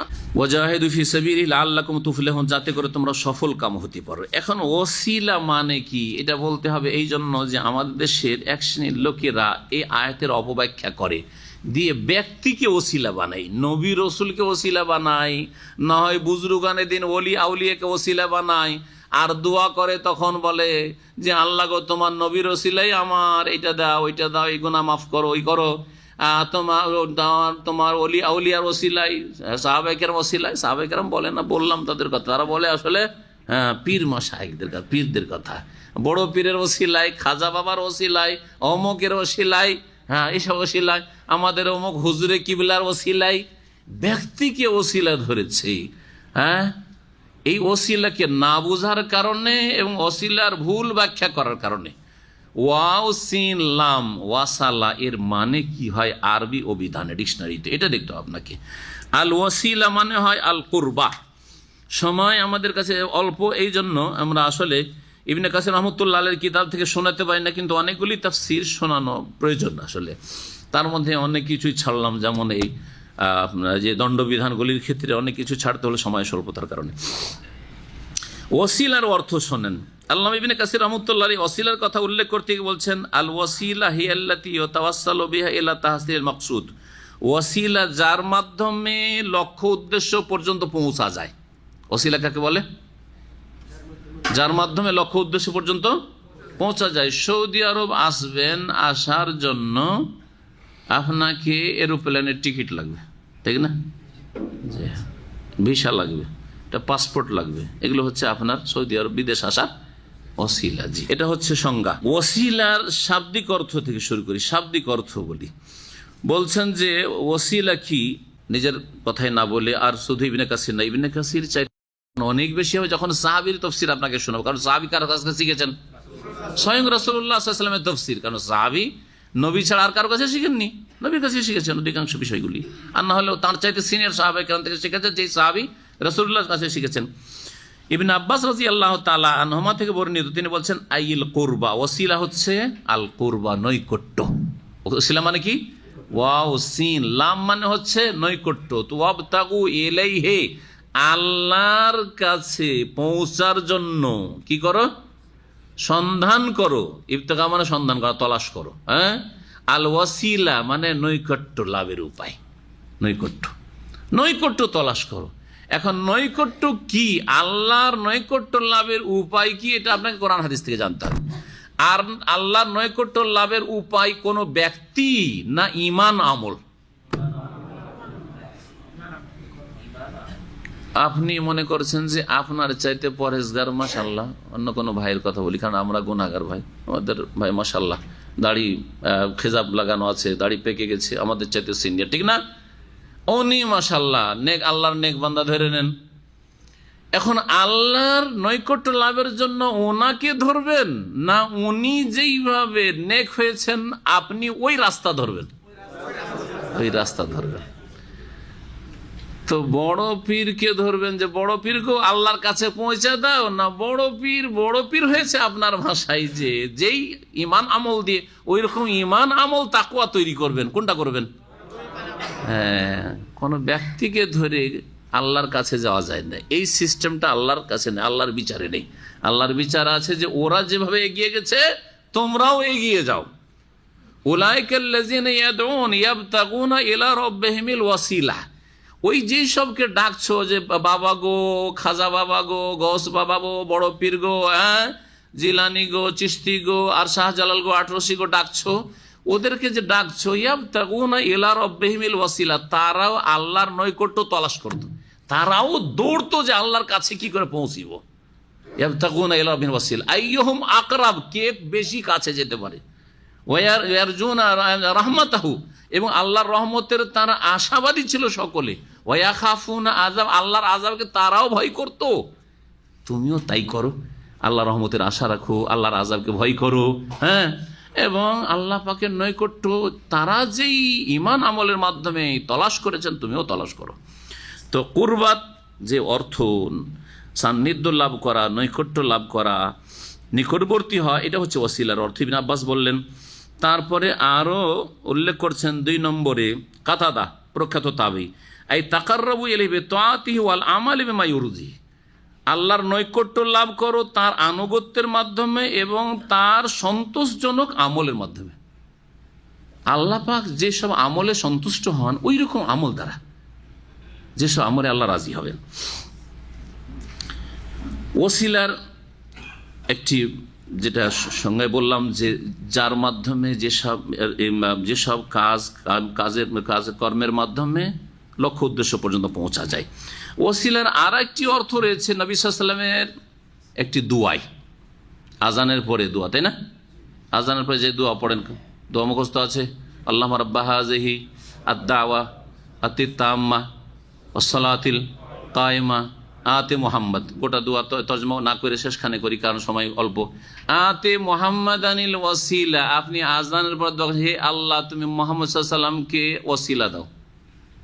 আতে মোহাম্মদ, মোহাম্মদকে দান করো তুমি, আল ওয়াসিলা। তো ওসিলা মানে যদি এই পীর বুজুর্গ হয় তাহলে কি তর্জমা হবে? আল্লাহ মোহাম্মদকে বড় পীর দাও নাকি বলেন?